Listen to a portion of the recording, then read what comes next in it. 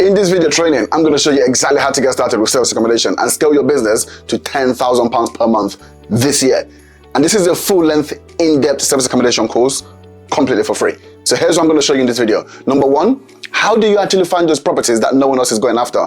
Because once you know how to do that, you can start to land the best properties on the market without competing against every other Tom, Dick and Harry. So that's the first thing I'm going to show you in this video. The second thing is the exact methods that I use to connect with landlords, so you can get that perfect deal every single time. And you can just copy me and do it for yourself. So you never have to worry about getting those embarrassing rejections ever again from landlords and agents. And then the third one is negotiations. Once you find the landlords, how do you negotiate with them so you can have an advantage? So you can actually have a system that is predictable that you can just follow every single time to get these deals over the line. Because once you know how to do that, that's how you build a six-figure income in as short a period of time as possible. Plus, if you stick around to the end of this video, I'm going to show you the most important factor when it comes to building your service accommodation business that's going to 10x your likelihood of success if you do it correctly. But if you don't do this correctly, this is also going to destroy your dreams of making £10,000 a month. It's just not going to happen. Service accommodation has completely changed my life and has allowed me to go from working over 80 hours every single week to now building a six-figure business for myself and my family in just 8 months. But this hasn't just happened for me. It's changed the life of many people up and down the country, including my students. Just like Angeline, for example. She's a nurse doing over 60 hours a week. I could relate. And she told me she had very little time to do anything outside of work. I could relate. But yet she's been able to go from 0 to 3 properties in just 6 weeks, generating over £2,000 per month. And then there's Mihaela. She was concerned that her language barrier was going to stop her from having success.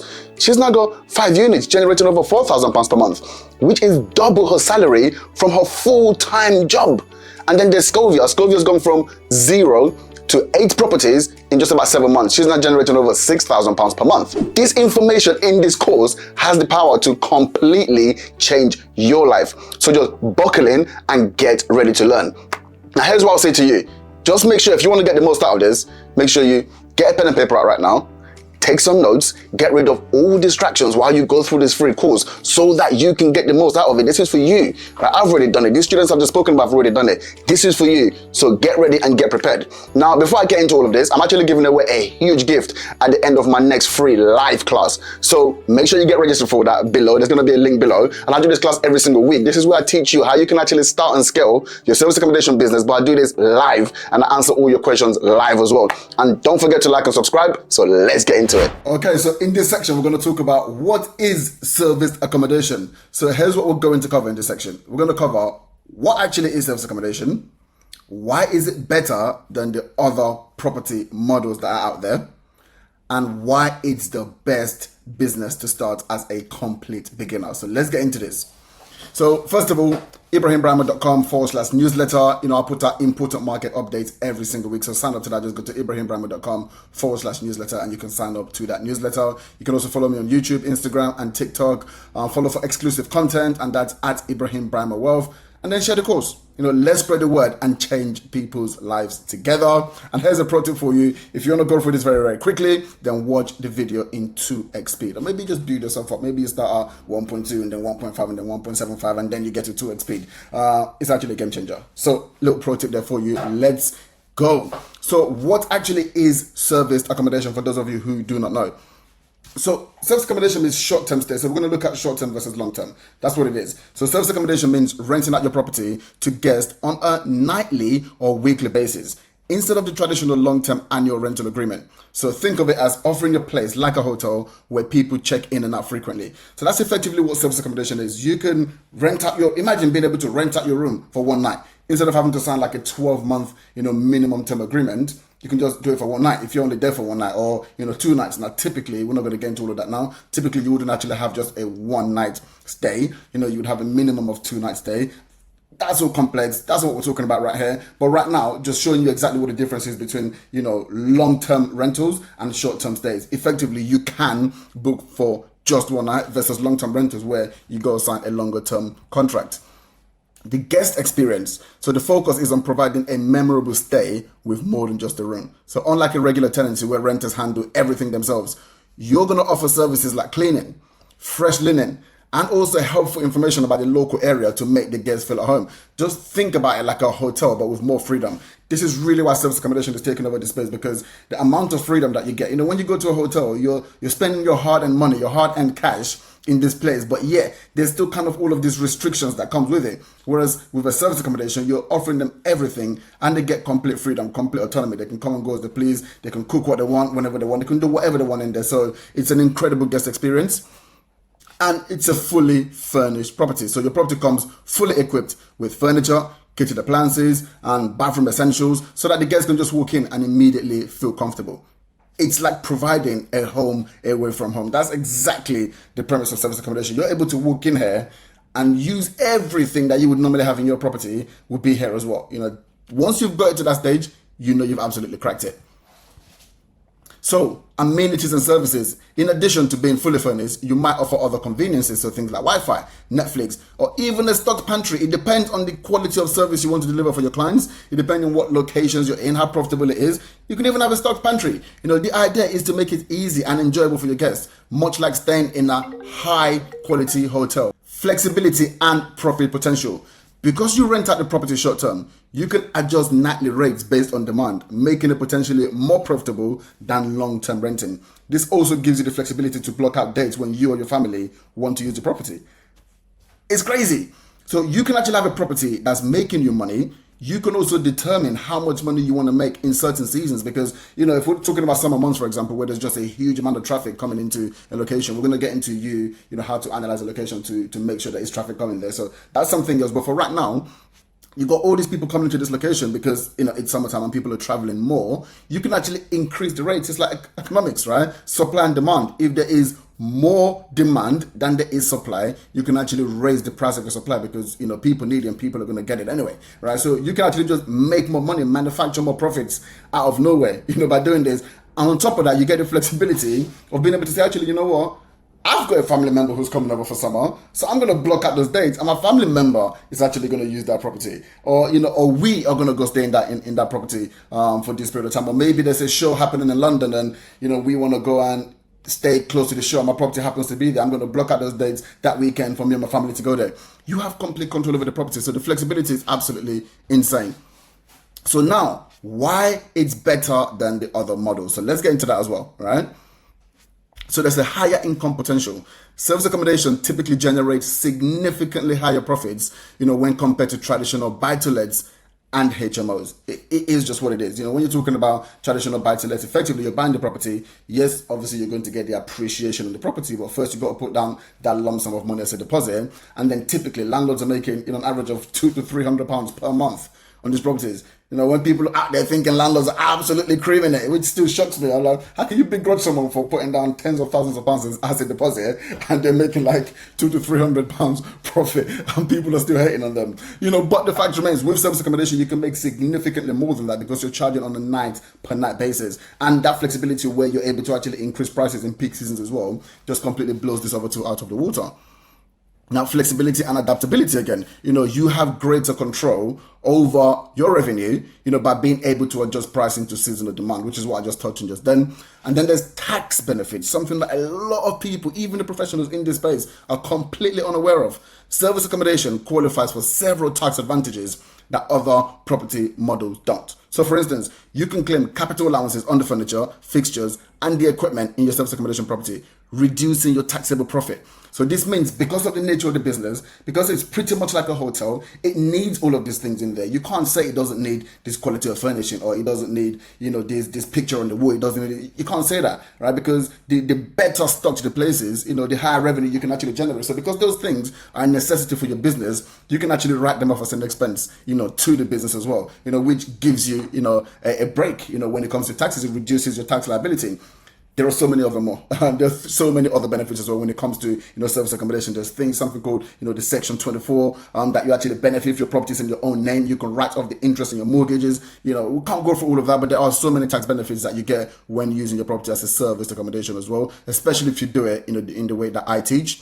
And then personal use. Service accommodation offers the unique benefit of personal use. So you can block out dates for personal use. I touched on this before, enjoying the property yourself or offering it to friends and family. This flexibility isn't available with longer term lets or with HMOs. You just can't do it. You can't tell your tenant, hey, listen, I need you out of this property during this weekend because me and my family are coming to use your house. Like, what? Listen, with the state of some of these properties, you don't even want to take your families there anyway, even if you could. But that option doesn't exist with service accommodation. It absolutely does. Okay.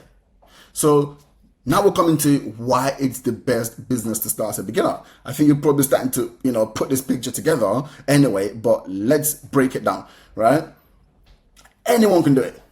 Absolutely. And if I can do this, right, and I've made the money that I've made from service accommodation, I'm telling you guys now, anyone can do it.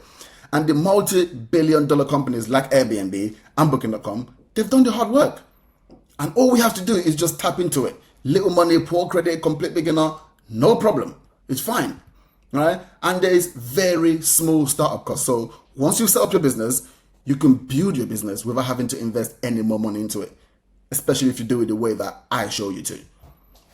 So effectively, the beauty with service accommodation is, it's not something, especially the way that I show you how to do it, right? It's not something that you continually need to keep investing into. You guys have probably heard of this rent-to-rent strategy where you got to put down the deposit, you got to put down the rent, you got to buy the furniture. So that's costing you thousands of pounds on each individual property that you take up. In the way that I show you how to do it, that doesn't happen. Once you've set up your business, so obviously you're going to have the insurances and all these type of things in place, which again, we're going to touch on. But once you've set all of that up, then you don't need any more money to actually keep growing and scaling your business. The business just does that for you. So we're going to get into that as well.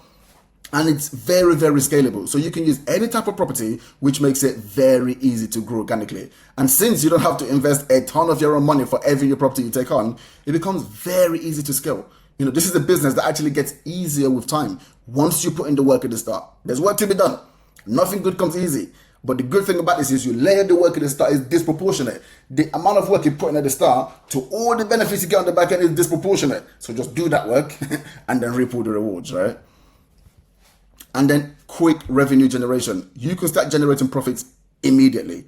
There's no need to start worrying about making back the money you invested. From day one, you are profitable once you start to secure properties. Again, specifically doing things in the way that I'm going to show you. If you do it in the way that most people talk about in the market space, which is the rent-to-rent model, then of course you're going to need to invest your money. And of course you're going to have to wait to recoup all that money back first before you can start seeing profits. But if you do it the way that I show you how to do, you start making profits from day one once you secure your first property, right? And Airbnb is just growing rapidly. It's crazy the growth Airbnb is having, right? The rapid growth of Airbnb and similar platforms means there is an increasing demand for short-term rentals as more travelers prefer the comfort and the uniqueness of service accommodations over, your hotels.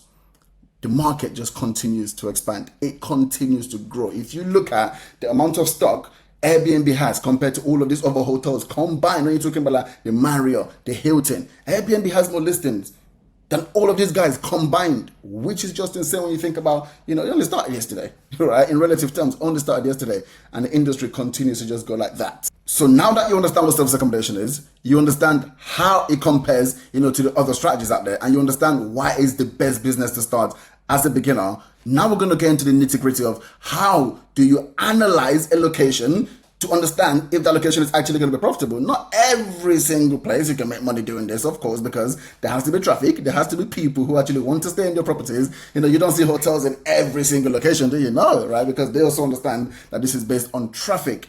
So now we're going to get into how do you actually know if the location is profitable before you start putting all your energy into trying to build a business in that location. Let's get into that next. All right, here we go. The moment we have all been waiting for. Let's get stuck in. Market analysis.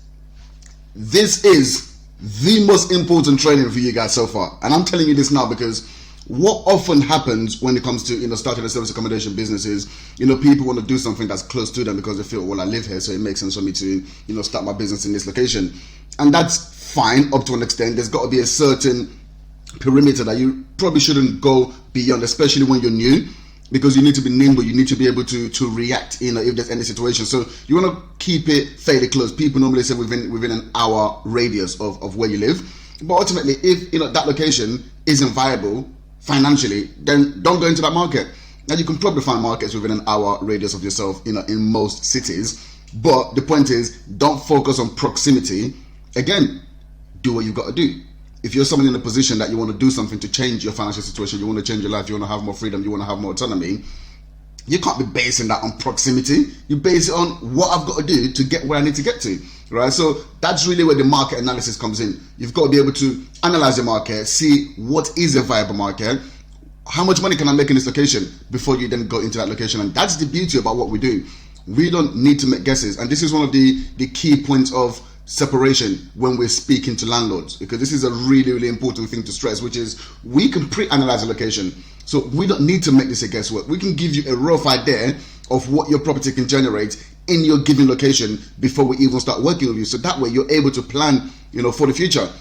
But what we're going to do now is we're going to get into market analysis, what you should be looking for, the key things to take into consideration, and obviously ultimately ensuring that you're catering to the people who are coming into that marketplace. So let's get into this.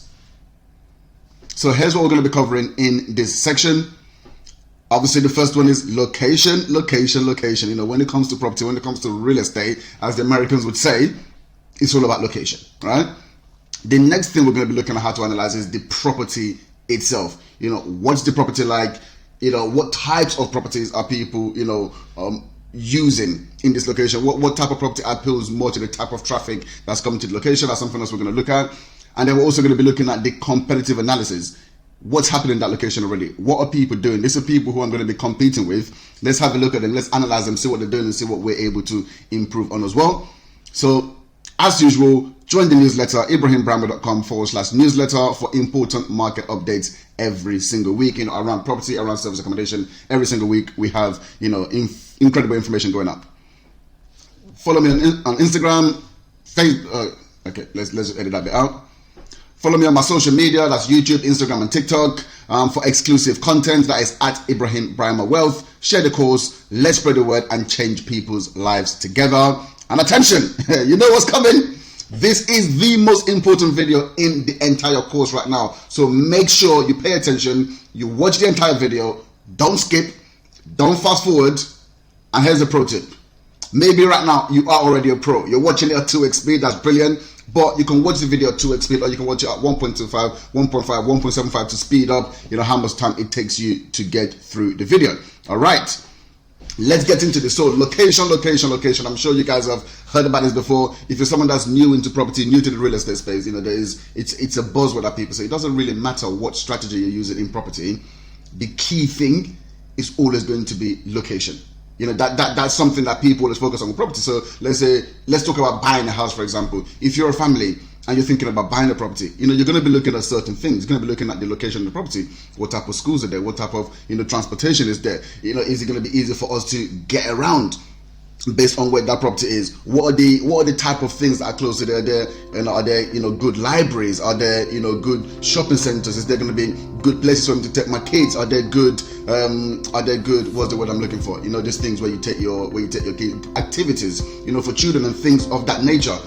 This all location based, right? Because ultimately you could be in a location that has all these things, and you could be in another location that doesn't have these things. It's got nothing to do with the property itself. It's more to do with the location. And if that location is perfect, has everything that you want, sometimes people will actually compromise on the property itself because the location is absolutely perfect for them. So when it comes to real estate, when it comes to property, location. So what is it that we're looking for? So first of all, you've got to conduct what I call a macro analysis. So start by examining the broader area, to understand if it's actually going to work for service accommodation. So look into what drives traffic to that location. We're going to be touching on those things like major companies, universities, tourist attractions, large-scale events or projects.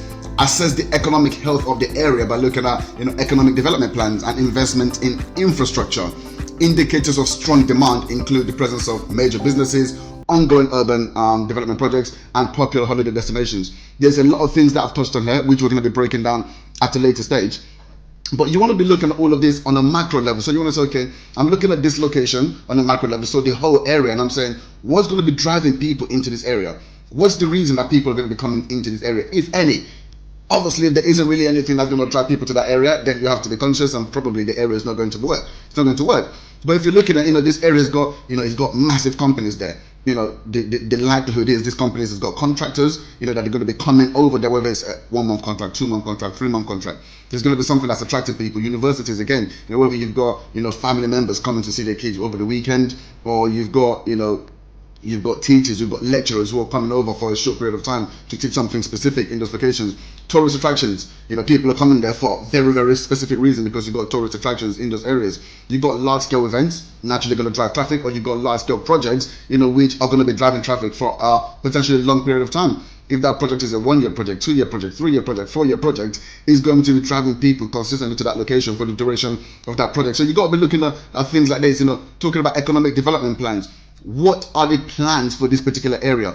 So if the government have announced, for example, that they're going to invest £1 billion into this location, then you can expect, huge amount of work going on there. You can expect, certain things to be popping up there, whether this are going to be hotels or they're going to be, more tourist attractions. If there is, development projects that have been announced in those locations, then you can expect traffic to be coming into those locations. So this is the macro analysis. You're looking at the whole area, the whole broader area, and saying, okay, cool, is there traffic going to be coming to this location, and what is driving that traffic? So once we have an idea of the macro, then we need to be looking at the micro. So perform micro analysis. What's the difference between the two? So this is for when you're looking at a specific property. So the area is going to work, and now we're looking at this specific property in this specific location. Don't assume that because the location as a whole works, that every area in that location will work. It just doesn't work that way. You have to evaluate the property's proximity to key amenities and transport links. Check for nearby public transport options like train stations, bus stops, and major roads. Also, consider the availability of essential services like restaurants, shops, and entertainment venues. A location with easy access to transport and amenities is more likely to attract guests. This is where a lot of people tend to go wrong. So, for example, let's use a city like London, which is where my business is. If you go, London's going to work, so I'm going to go start business in London. You are wildly mistaken, because London, in other locations, I've lived in Cambridge, I've lived in Southampton, I went to uni in Southampton, Portsmouth, all of these other areas, Nottingham. A mile down the road is you're still in the same world. In London, a mile down the road is a different city. It's a different world. So you decided London works, so someone gave me a postcode in London, so I'm going to go get a property there. You might be shooting yourself in the foot, right? And this also applies in other cities outside of London as well. So you've got to perform a micro analysis on each individual, property opportunity that you get. You analyze that area based on proximity. You look at what's close by to that area. You look at, what the other units are. Again, we're going to talk about, what things to be looking for. But the key thing is, don't just do a macro analysis and then any opportunities that come within that location, you decide to take it on. You also have to look at proximity. You also got to look at, the micro analysis of specific properties when you get the opportunities as well. Very, very important. This could get you really in trouble if you don't do that. And then you got to analyze the demand and supply. So look at both the demand and the supply side to gauge the potential success of your service accommodation. Research occupancy rates of existing short-term rentals and hotels. High occupancy rates and positive reviews of existing units are strong indicators of demand. Additionally, identify any gaps in the current market that you can fill, such as offering unique amenities or targeting underserved segments. This is one thing that people don't really think about, right? First of all, you got to look at supply and demand. So you got to look at how many units are in this location, and are these units actually being filled, right? So if you got high occupancy and a lot of positive reviews of those units, then that's a strong indicator that that there is demand in those areas, because people are, first of all, they're serving the clientele really well, because they know the more we serve these people well, the more business we're going to get, because we don't really want to lose we don't want to lose business in this location. So people are going above and beyond, again, really good reviews, and the occupancy is high, which means there's actually more room for more people to come into that location. There's more room for competition in that location, because the opposite is also true, which is if people are starting to get bad reviews and the occupancies are quite low, typically what that means in that location is, this is something that business owners do incorrectly. So I'm not advocating for this, but typically what people would do is, when things are not going their way, so maybe they're not getting that much occupancy, they start to not want to invest in the property, which is almost like a self-fulfilling prophecy. So there are things that's happening with the property, and instead of them investing to get those things fixed, they don't want to invest in it, so they start to get bad reviews. On the few guests who are coming to the property, they start to get bad reviews, so the reviews goes down, and because the reviews are going down, they get even less and less occupancy, because people are saying, well, I don't want to go and stay in that property, look at the review of the last guest. So when you start to see a lot of this in a given location, that's an indication that, okay, there's a huge amount of competition here, people are not making that much money, and as a result of that, they're not wanting to invest in the properties, and the market is just driving itself down. So you got to be able to look at these things as well. So analyze demand and supply, and these are some indicators you want to be using when you are doing that. and then evaluate the legal and regulatory factors. So ensure the location complies with local regulations for short-term rentals. So check for any restrictions or special requirements that may apply. Be aware of licensing requirement standards and any neighborhood specific rules that might impact your operation. So this is more pertinent recently. There's been a new legislation that's been announced by the government. It's not gone into effect yet, but different councils, different locations are going to have different rules surrounding service accommodation. Some of them actually already have. If you look at London specifically, there's specific rules around operating in London, but most other cities don't have these guidelines as to how to operate. So I think they're standardizing it, which can be good. Regulation is not always good for all industries, but actually in this case I've been calling for regulation for a long time because it's going to separate the weak from the people who are really serious about business. But the beauty is those people who are really serious about business, their businesses are about to explode because of these new regulations that are coming in. So just make sure you're abiding by the regulations of the particular councils, depending on where you are. So location. So I have a 6-step process that we use to analyze any given location, and the acronym is DEMAND. Kind of works, doesn't it? It makes sense, right? But we're going to break each one of them down and go into how you should be looking at this. So the first one is developments. So you want to be looking at things like regeneration projects, local plans, constructions, and again, these are very, very simple things to research. It's strange to me how little time some people put into this. And it's crazy because it's actually very, very simple to do. If there are regeneration projects happening in your location and you are aware of it, that means a couple of things. It means, first of all, you can get a march on the market because there's a regeneration project happening. So you're able to say, okay, cool, well, which part of this city, which part of this location are these projects happening? And then you can micro-target properties within proximity of those projects. So other people might be still looking at areas, the areas are great and they are, they're getting properties in different locations and that's still great for them. But because that this project is happening, you're focusing your attention on these locations. And when you start to get properties there, your properties are going to be going like hotcakes because the people who are coming for these projects, obviously everyone wants something as close proximity to wherever they're going to be based, whatever they're going to be doing. So if they come into this location just simply for this project, then they want to be literally on the doorstep of that project. So the closer you are to those projects, the more your properties are going to be getting booked out. You can, so there's two ways, that this really benefits you. First, you're getting a march on the market by knowing where these projects are, and obviously that also goes for local plans and construction as well. By knowing where they are, you're getting a march on the market. But also, there's also the inverse of that as well, because I'm talking about traffic coming from guests, but also the traffic coming from the properties, right? Because now you know what these projects are. You're going to have a better idea as to who are actually leading this project. So you can do more research. Who is the construction firm, that's leading these projects? Who are the recruitment companies that's recruiting, for these projects? You're then able to go to these people and say, hey, here's what we do, as a business. When you get these people coming over, just give us a shout and we can handle this for you. Have an agreement in place with them. You're not able to take this agreement and then go and speak to agencies and landlords and say, hey, we have a demand, these people are expecting to have 500 people over the next couple of months. They're expected to have 1,000 people over the course of the 5-year duration, and we're going to be partnering with them to house them when they come over here. So here are the projections of what we're expecting the revenues to be, based on the demand that these guys have actually said to us. Here is the project. This project is already funded, by the government or whatever it might be. So we understand that this is concrete. Now we need properties. We're in huge demand. We don't just need your property. Do you know anyone else that's got more properties? And now when you're talking with this level of certainty, to these people, they're going to be listening, because now you're saying, hey, we don't just need one. We don't just need, yours should really be a given based on what I'm showing you. But do you know even more people?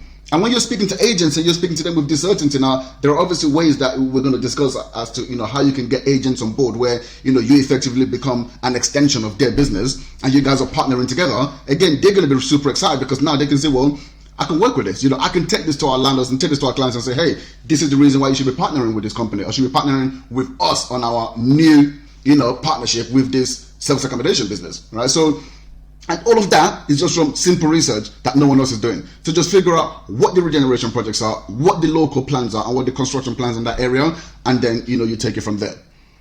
The next one is employers. The big employers in the location. So for example, hospitals, airports, construction firms, IT companies, care companies, business hubs. These are people that constantly have contractors working with them. And contractors means short-term rentals. That's literally what that means. Contractors means short-term rentals. When we're looking at, the NHS system, we're not here to get political, but we are having to bring in, expertise from, other parts of the world, whether it's from India, from Africa, or from Europe. And a lot of this expertise are oftentimes working on a contract basis, whether it's for 2 months, 3 months, 4 months, 5 months, 6 months. But because they're uncertain as to how long they're going to be here, they're not going to take out a 12-month tenancy agreement. So what does that mean? That means short-term rentals. Doctors, nurses are a huge part, of the short-term rental market. They take up so much occupancy, in the right locations. So locations where you've got hospitals, these guys are taking up a huge amount of the occupancy because they just have contractors. It's the same with airports. It's the same with construction firms. Again, construction firms, they always, that's what a little bit of research goes such a long way. What people don't realize about construction firms is typically a construction firm working in a local area, they're going to have people from across the country working there. Because just because you're in this area doesn't mean you have got enough local tradespeople, or local contractors, to work on those projects. Those people might already have jobs. So typically you'd find people traveling from across the world, or maybe even the contracting firm is not from that locality. They're also from a different part of the country, and they've just won that bid. So now they're bringing people in from different parts of the country to come to that location.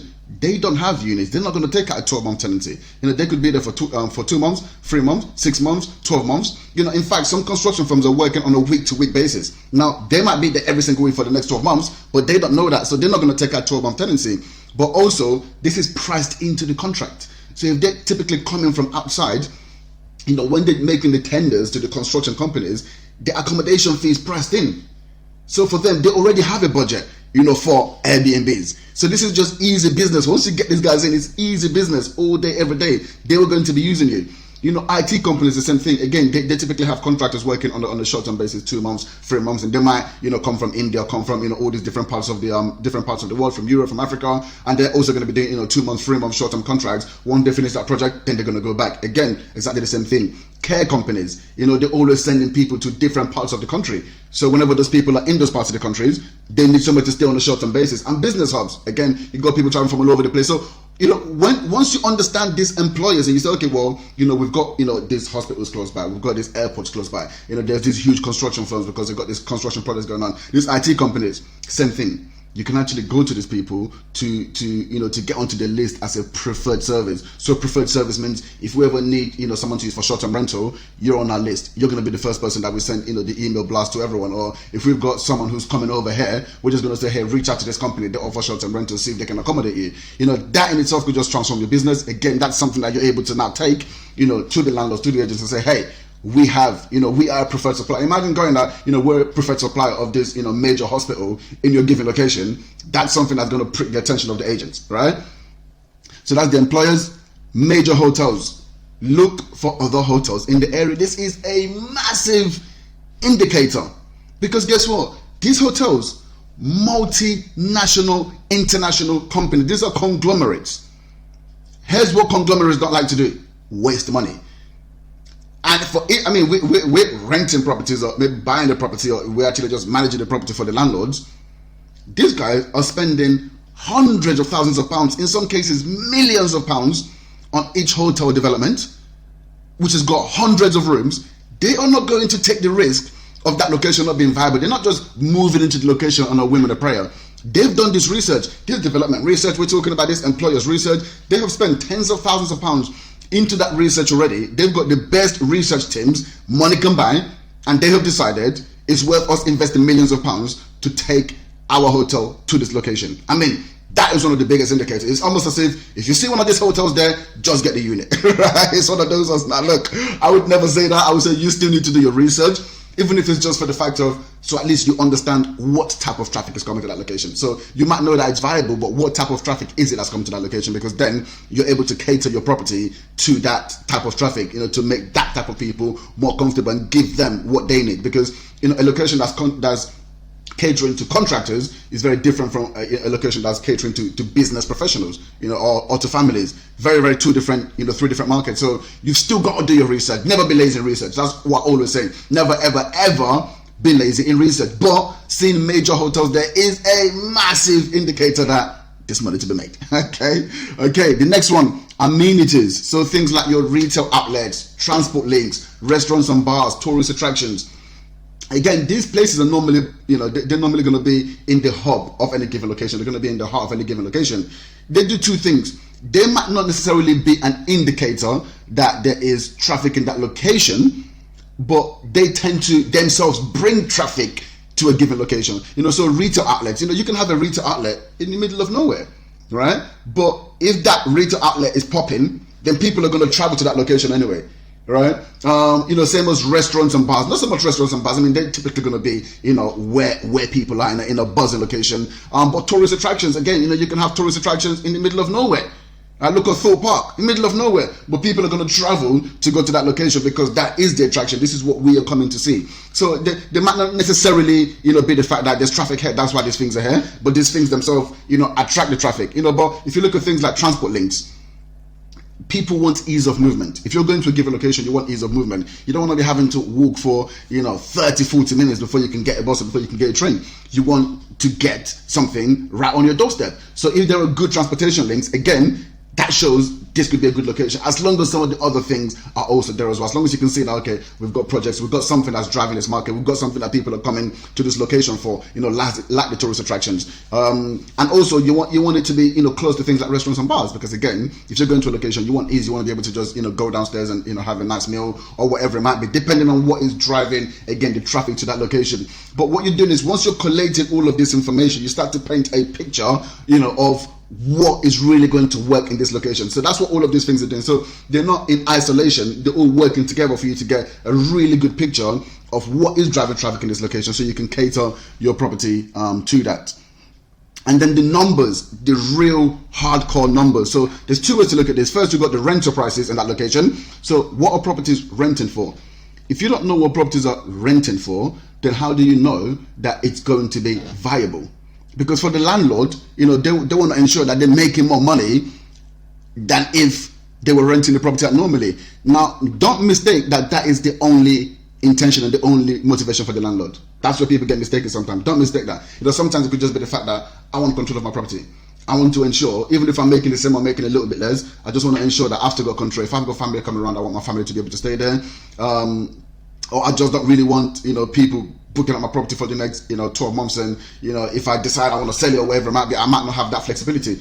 There's so many different reasons. You really have to understand people's motivation. And when we get to the negotiation side, we're going to touch on that. But don't just make that mistake. But, typically, truth is, people want to make more money than what they would from a traditional rental. So it's important for you to understand what is the rental value of these properties in this location, and is what we're proposing going to generate more revenue. And the only way to know that is to know what the rental prices are. And then the guest pricing.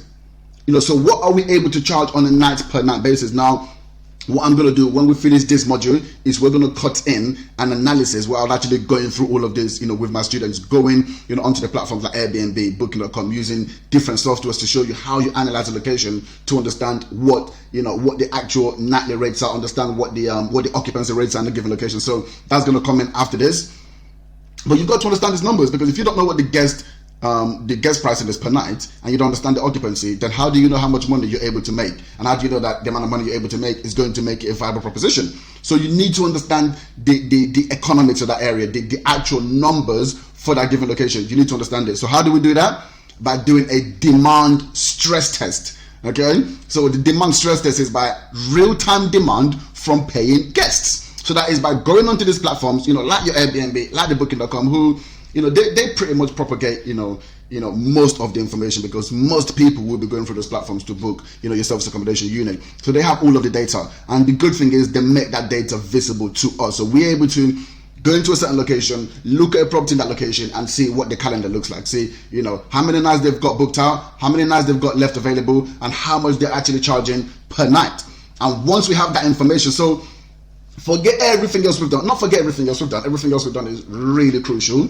But now this data is giving us the hardcore data. Okay, we believe traffic is going to be here. We believe all of these people are going to be coming to this location because of these different reasons. But now the data is showing us what's actually happening on ground. Are people coming? Is there demand? And how much are these people willing to pay? And is this actually profitable? So that is the final, that's why I've called it a demand stress test. It's the final stress test to see whether all of the other assumptions that you've made, because ultimately this is it's an art, not a science. So you can have this regeneration project, all these hotels, hospitals, all of this. Now look, these are normally very, very strong indicators, right? If these things are there, you're pretty much going to have traffic. But nonetheless, this is not factual until you actually go into this website where people are booking from. Now you can see, okay, yes, this is information coming in. These people have these properties, and these people have been willing to pay this price for these properties, and their whole property is booked out for the next 25, 26, 27, 30 nights, right?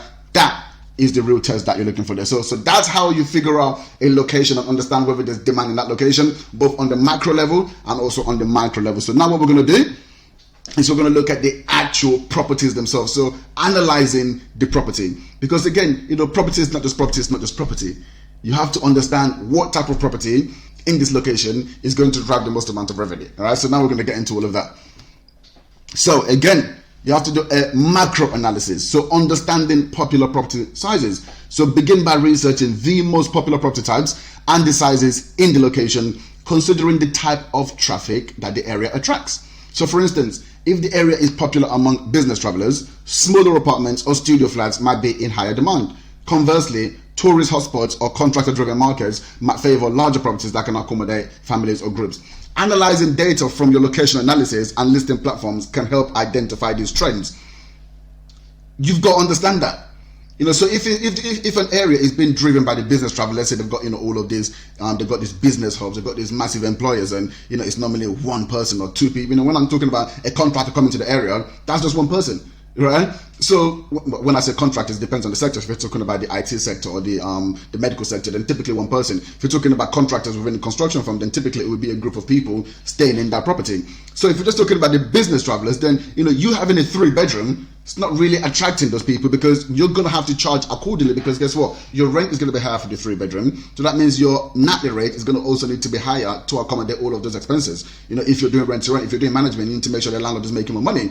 So these people will typically, whether it's studio flats or 1-bedroom or smaller apartments, it's what's typically going to appeal to these people. But you can see that in your analysis, you will see if I'm just looking on Airbnb.com, why is there all of these 1-beds? It's all just 1-beds and studios in this location. And then you go and do your macro analysis, and you're looking at what's driving traffic to this location, and you're going to realize, this location is being driven primarily by business travelers. That's why that makes sense. Conversely, if you're looking at contractors, what do contractors typically have? Vans. So they're going to be looking at perhaps bigger houses because they're trying to reduce their cost per head. So if they've got, 6 people, they want to put those 6 people into a 3-bedroom or 4-bedroom house where they can actually house all of them, which means their cost per head dramatically goes down. But also they would like some parking, because typically they will have vans with them. So, you having a 1-bedroom flat, in the city center with no parking, it's not going to attract, that type of clientele in that location. They're looking for something different. So you got to understand, the macro. You got to do a macro analysis of that location, based on the property types that are the most popular for that traffic. And then again, you've got to do the micro analysis. So you got to be looking at specific property characteristics. So when evaluating a specific property, pay close attention to details such as the number of bedrooms, the overall size of the actual property, and the maximum number of guests it can accommodate. These factors directly affect the property's appeal and profitability. A property can flexibly accommodate different guest configurations. So couples, small families, or groups, may offer broader appeal. So what I mean by this is, you can have a 2-bedroom flat, but a 2-bedroom flat is not 2-bedroom flat, it's not 2-bedroom flat. So what do I mean by that? So for example, there are these things called zip-link beds. So zip-link beds are the beds that, when they're together, they come together as a super king, but you're also able to separate them into 2 singles. All right? Now that changes the game. Because what happens is, if it's just together as a super king, then really you can only really house a couple. If you're trying to house contractors, you can't have 2 grown men or women, sleeping on the same bed who don't know each other. This is weird. It's not going to be a great experience for them. They're not going to want to do that. So it's not really something that you can do. But if you have the ability to separate the beds, now all of a sudden their cost per head goes down, which means your property is more popular, which means they're going to want to book you because you can accommodate more people in that property. As opposed to having, 3 doubles that can now sleep 3 people, where you can have 6 singles that can sleep 6 people. All of a sudden, it's a lot more viable for them. It's a lot more cost effective for them. Your property is going to be the option. But guess what? If you've got a couple coming to that property, again, you can put those beds together as a super king, and the couple can also have the benefit of being able to sleep in the same bed. Great product. But here's the thing. If it's a 2-bed that doesn't have enough space for a super king, or doesn't have enough space for you to be able to separate a bed. Maybe it fits a double, but you can't have two singles in there. That's a problem. It might not be a problem, but it could be a problem. What do I mean by it might not be a problem? Well, if the numbers still work, that will actually, because you can charge, for an extra person. So for example, if there's 3 people staying in that property, you can charge for, it's a 3-bedroom, so I'm going to charge it for 3 people, and then each person after that, I'm going to charge you an extra £20 per night, right? Per person. So that's the viable, you're making more money. So if you're able to still make a good amount of money where the numbers still work without having to do that, then it could still be viable. But if you can't, and the numbers don't work, then it's not viable. But if you don't know that, and all you've done is you've done the analysis, and you've looked at 2 beds in this location, they're charging, £240 a night, and you're thinking you can also charge £240 a night, but you can only sleep 3 people. That property can sleep 6 people, 7 people, 8 people, because maybe they also have a sofa bed in the bedroom. Right? Sorry, they've got a sofa bed in the living room. That sofa bed, can sleep another 1 or 2 people, depending if they're a couple or not. Now, these are both 2-bedroom properties, but they are wildly different probabilities of what they can sleep, right? Wildly different. That living room could have a sofa bed, and it could also have another single bed because it's spacious enough. So now this can sleep 8, yours can sleep 3, but you want to charge the same amount of money. It's not going to work, right? So you got to be able to look at the specific characteristics of each individual property, and and whether it can appeal to broader groups, and make sure the numbers work on those bases as well. And then, of course, you've got to look at the aesthetics and the condition of the property. So the property's appearance and the state of repair are crucial. Guests are looking for clean, attractive, and well-maintained accommodations. Evaluate the property's interior and exterior aesthetics, current furnishings, and any necessary renovations or upgrades needed to meet market expectations. Properties with modern amenities and appealing decor typically attract more bookings. That just goes without saying. Of course, when you look at the pictures, the way things are dressed up and how nice it looks, it's incredible. But also, the expectation from those pictures has to be realized when they walk into the property. If it's not, that's what leaves a bitter taste in people's mouths, right? Because, you're spending your money to go and have an experience. And if you walk in and straight away, you have this gut-sinking feeling, it's not great. You're not going to get a great review, but also you just don't really want a property that gives people that feeling anyway. So when you're looking at the property, you got to look at the aesthetics. You got to look at, are there some potential damp issues, that these properties are going to have? If there are these potential damp issues, are these issues going to be addressed, before we take on this property? Because if they're not, it's not really something that we want to take on. Because guess what? We can paint over it, but the issue is going to reappear. And if you're unwilling to treat it now, the likelihood that you're going to be willing to treat it once the business gets going, is less. Now, you might, because once you start to see the money coming in, you might say, hey, I like what I'm seeing. But, oftentimes, people start hardening to go on. So you just got to be keeping an eye on the things and ensure, that the aesthetics of the properties are A1, when you are analyzing a given property. Okay, and then the environment and surroundings. So consider the property's immediate environment. So properties near key attractions, dining, shopping are typically more desirable. Conversely, locations near noisy nightclubs, busy industrial areas, or in poorly lit neighborhoods might be less attractive to guests. The environment not only impacts guest satisfaction, but can also affect safety and reviews. Like, just imagine, and I mean, you guys, maybe you've watched, Gordon Ramsay's Nightmare Hotels, or, you've just seen examples of, is it 4 in a bed or whatever it might be. I don't know if you guys actually watch any of this stuff, but these are just things that I've watched over the years. If you've got your unit, at the top of a nightclub, and someone is paid for an experience. Now, they might not have realized that, but now they turned up and there's music just going all night. That's not going to be a great experience. And the reality is, that's going to happen once or twice. They're going to leave those reviews. And then, obviously, once people read those reviews, they don't want that experience unless they're very particular people who want to come to that nightclub and stay upstairs. Then the reality is that is going to massively affect your business. Or busy industrial areas. Maybe you got a car mechanic or car garage, right outside the property. Sometimes you get these properties in industrial areas, which is crazy. You don't want to be sitting in your flat on a summer's day or in your house on a summer's day. You can't open the windows because there's, car mechanics going off, the exhaust fumes are going off and things like this. So when you're going to view a property, you've always got to be aware of the surroundings and look at what is around me. Is everything around me really appealing and really nice? Is it like a nice park? And, oh yes, the guests are going to love going for a walk down there. I need to remember to take a picture of that when we list it. These are all of the good things. Oh, look at that. There's just a train station just literally 2 minutes down the road. Oh, that's going to be good. Oh, look, there's a nice little shopping center. Oh, look at that nice cafe. Look at that nice restaurant. Brilliant. Or, it's a nightclub. It's not really going to work.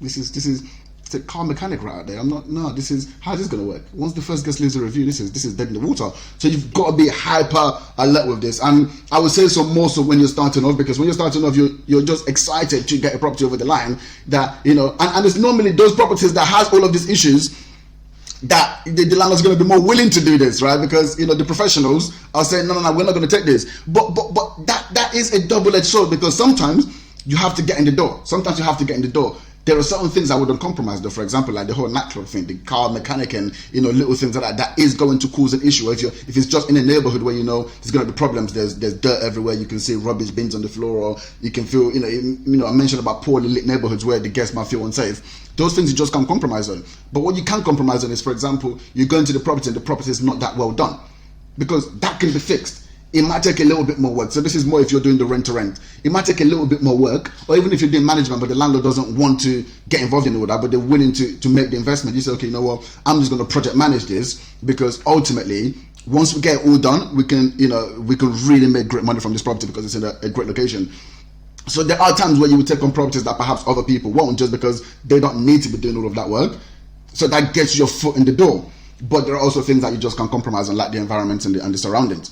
So, and then assess furnishings and equipment. So make sure the property is either well furnished or has the potential to be set up with high quality furnishings. Modern and functional appliances, comfortable bedding, and stylish decor significantly enhance guest experience and can justify higher rental prices. That's the thing.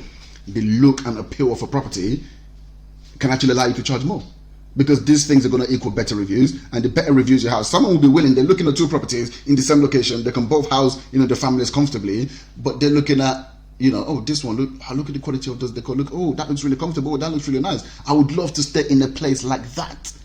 And that is going to win you that booking over the next person. So little things like this do make a massive difference. The types of appliances that you've got that might make people more comfortable, whether it is, little things like, like coffee machines and things like that. These things can win you bookings, but they can also enable you to charge more for a similar property than the person next door.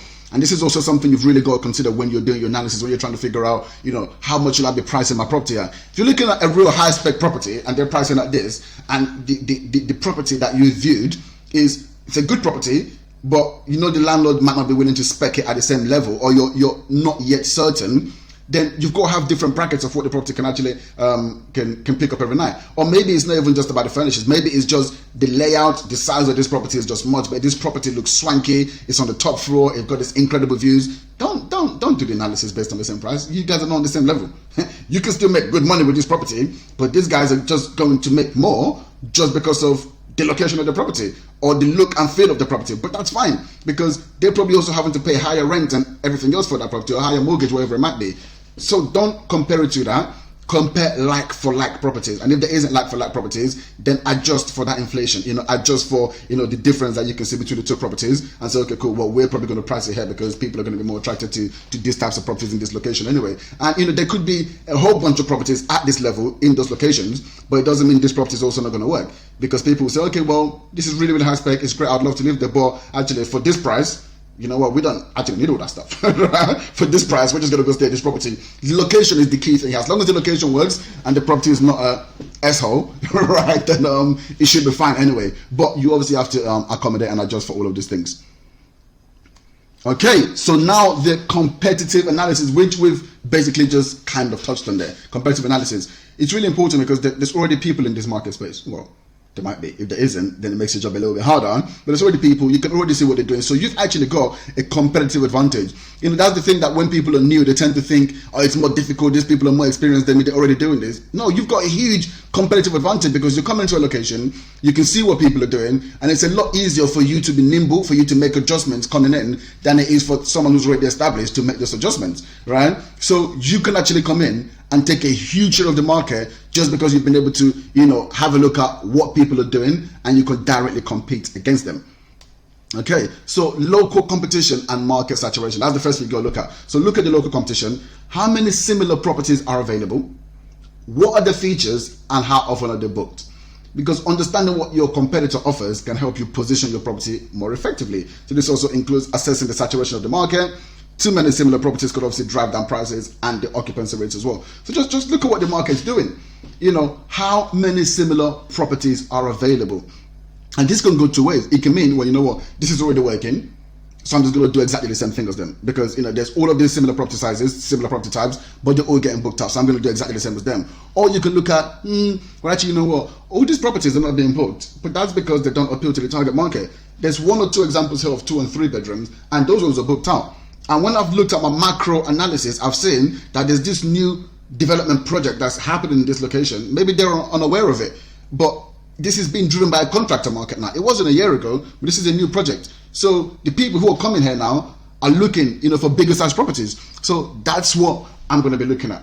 So when I step into this market, I'm going to be looking for 2, 3, 4 bedrooms, because I know that's what the market's looking for, right? So this is the type of competitive advantage that you can have, that someone who's already established there, they can't really have that, because they're already there. Those properties are already there. So unless they want to give up those properties, they can still look for newer ones, but they might not necessarily be as hungry as you, or dive as deep into the analysis as you have to understand that there's been a market shift, that the market shift is happening.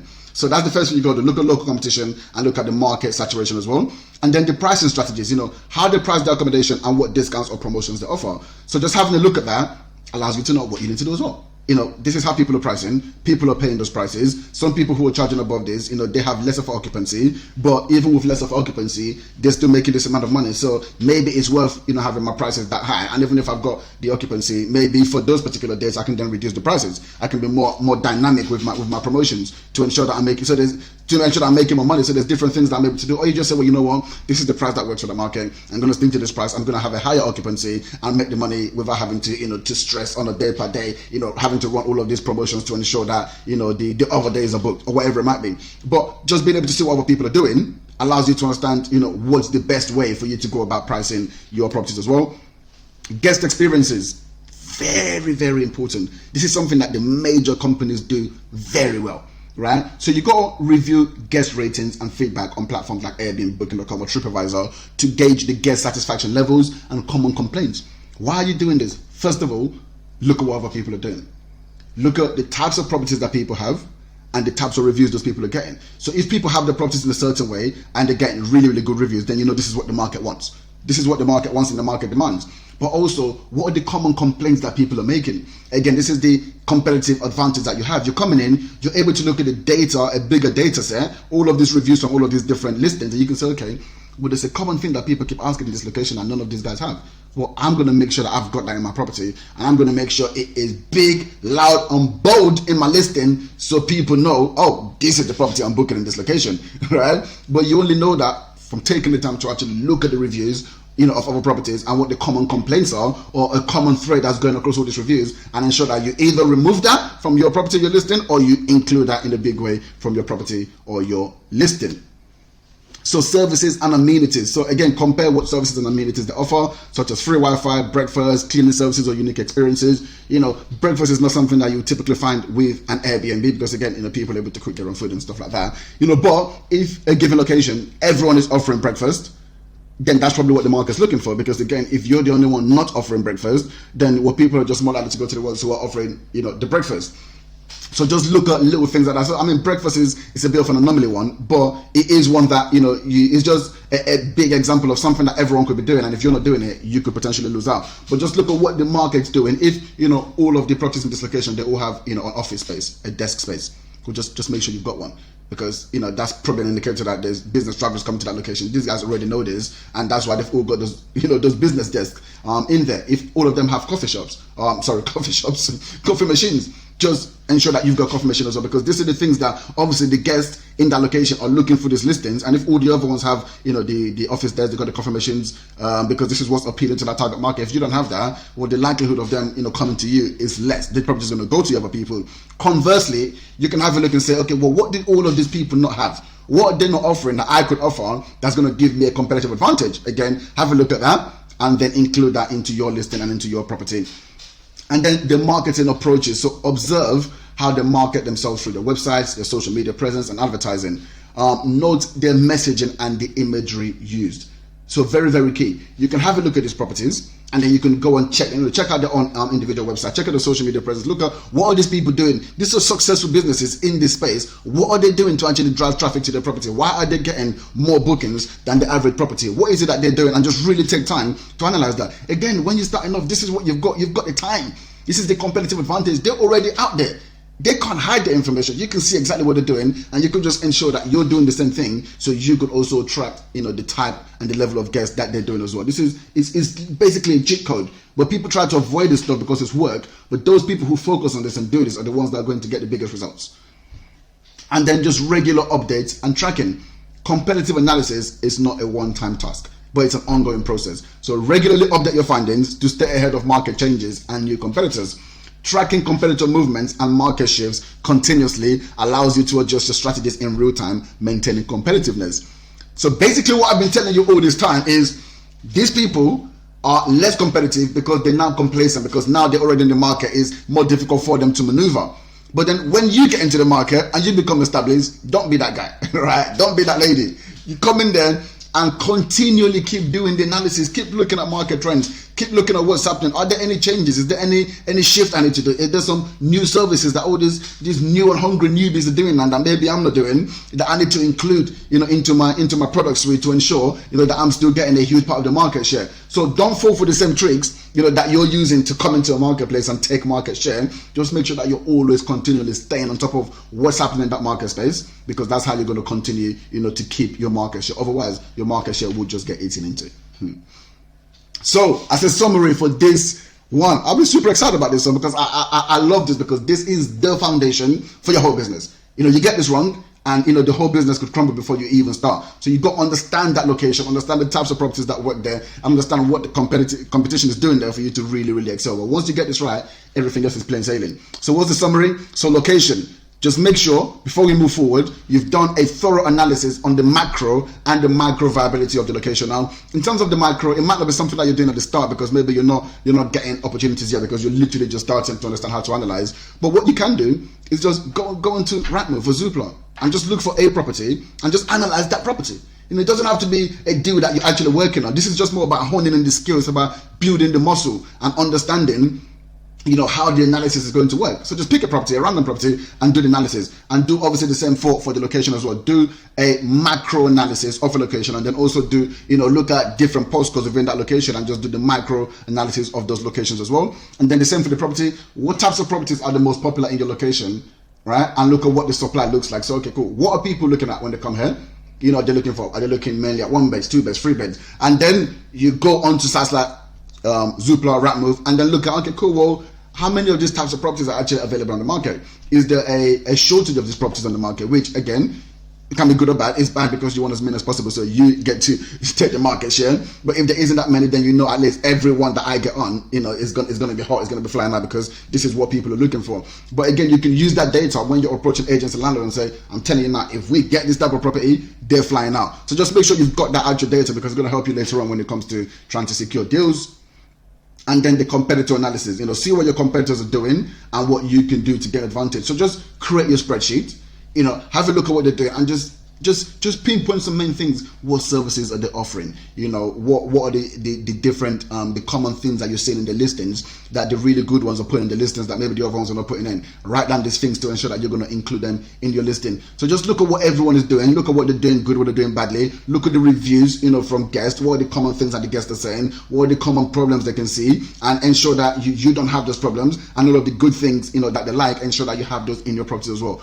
Once you do all of these things, you're really ready to go in a big way into this market space, but also to use this data to convince landlords and agents as to why they should be putting their property into this current location, because you're certain that you're going to be able to make the money. Okay, so now that we've done the competitive analysis, or now that we've done the analysis, the market research, now we're going to get into how do we actually get deals, and we're going to do that in the next video. I can't wait to show you guys. This is exciting, right? Because this is where you got to start putting in the groundwork. In the market analysis, you got to put in the groundwork, but when it comes to actually finding deals, but it's also exciting, because if you do everything I'm going to show you in the next module, and I'm telling you right now, your business is going to be off the ground way quicker than you can even imagine right now. Okay.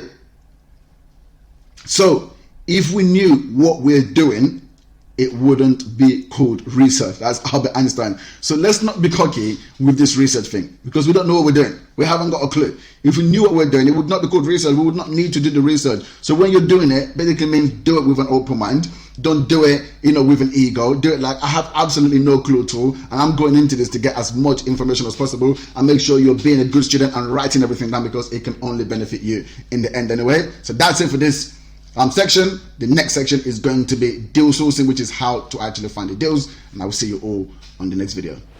All right, let's make money. Deal sourcing. How do we get these deals? How do we secure properties? How do we get these deals? How do we find these deals? How do we attract people to actually want to work with us? You know what I'm going to say? This is the most important one so far. I mean, ultimately, if we can't find deals, we don't have a business. This is the business end of the business. How do we find deals? And that's exactly what we're going to cover in this section. So what we're going to be covering: portals. So that is, the listing portals where you actually find properties that are listed. We're trying to rent out this property. How do you use those effectively to your advantage?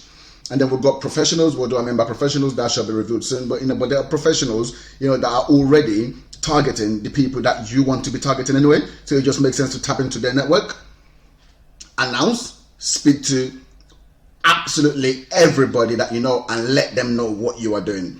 Because sometimes people want to be shy about business, but if your goals are big enough and your reason why is big enough, then it doesn't matter about anyone else. All that matters is, here's what I need to do to get my results. So let everybody know what you're doing.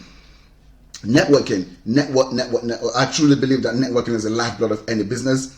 Once you master how to network effectively, it's a game changer. So we're going to be touching on that. Social media, another one that just scares the crap out of people, but there's so many different ways that you're able to do social media, without really having to, whether it's just blast your face out there. But social media is not something that should be scary. Social media is something that, we should all embrace, because the reality is, this is 2024. Social media is here to stay, and people are making millions and millions and millions of pounds from using social media. Don't be left, by the wayside. There are effective ways that you can use it specifically for this business. So as usual, join the newsletter, ibrahimbrahma.com/newsletter, as we put out important market updates every single week surrounding the property market, the service accommodation market. You're just going to get this come to you every single week. So sign up for that. Follow me on social media, YouTube, Instagram, and TikTok, for weekly exclusive content. That is at Ibrahim Brahma Wealth. And again, share the course. Share this course. Let's spread the word and change people's lives together. And attention, as you know, this is the most important video in this entire course right now. So watch the entire video. Don't skip. Don't fast forward. You will actually miss bits. And this one, you do not want to miss anything. And a pro tip, watch the video in 2x speed if you're trying to get this done as quickly as possible. So let's get into this. So the very first one is the online portal. Isn't it crazy that we're looking for properties, and you've got these places where people actually just go and list their properties and go, hey, we've got some properties over here. Obviously, it's not that simple, but it is actually pretty cool. Not a lot of businesses have that option. We, as service accommodation business owners, actually have that option, which is pretty cool. Now it's just a case of, okay, cool. How do I now approach this person in a way that's gonna, get their attention and make them want to listen to what I have to offer?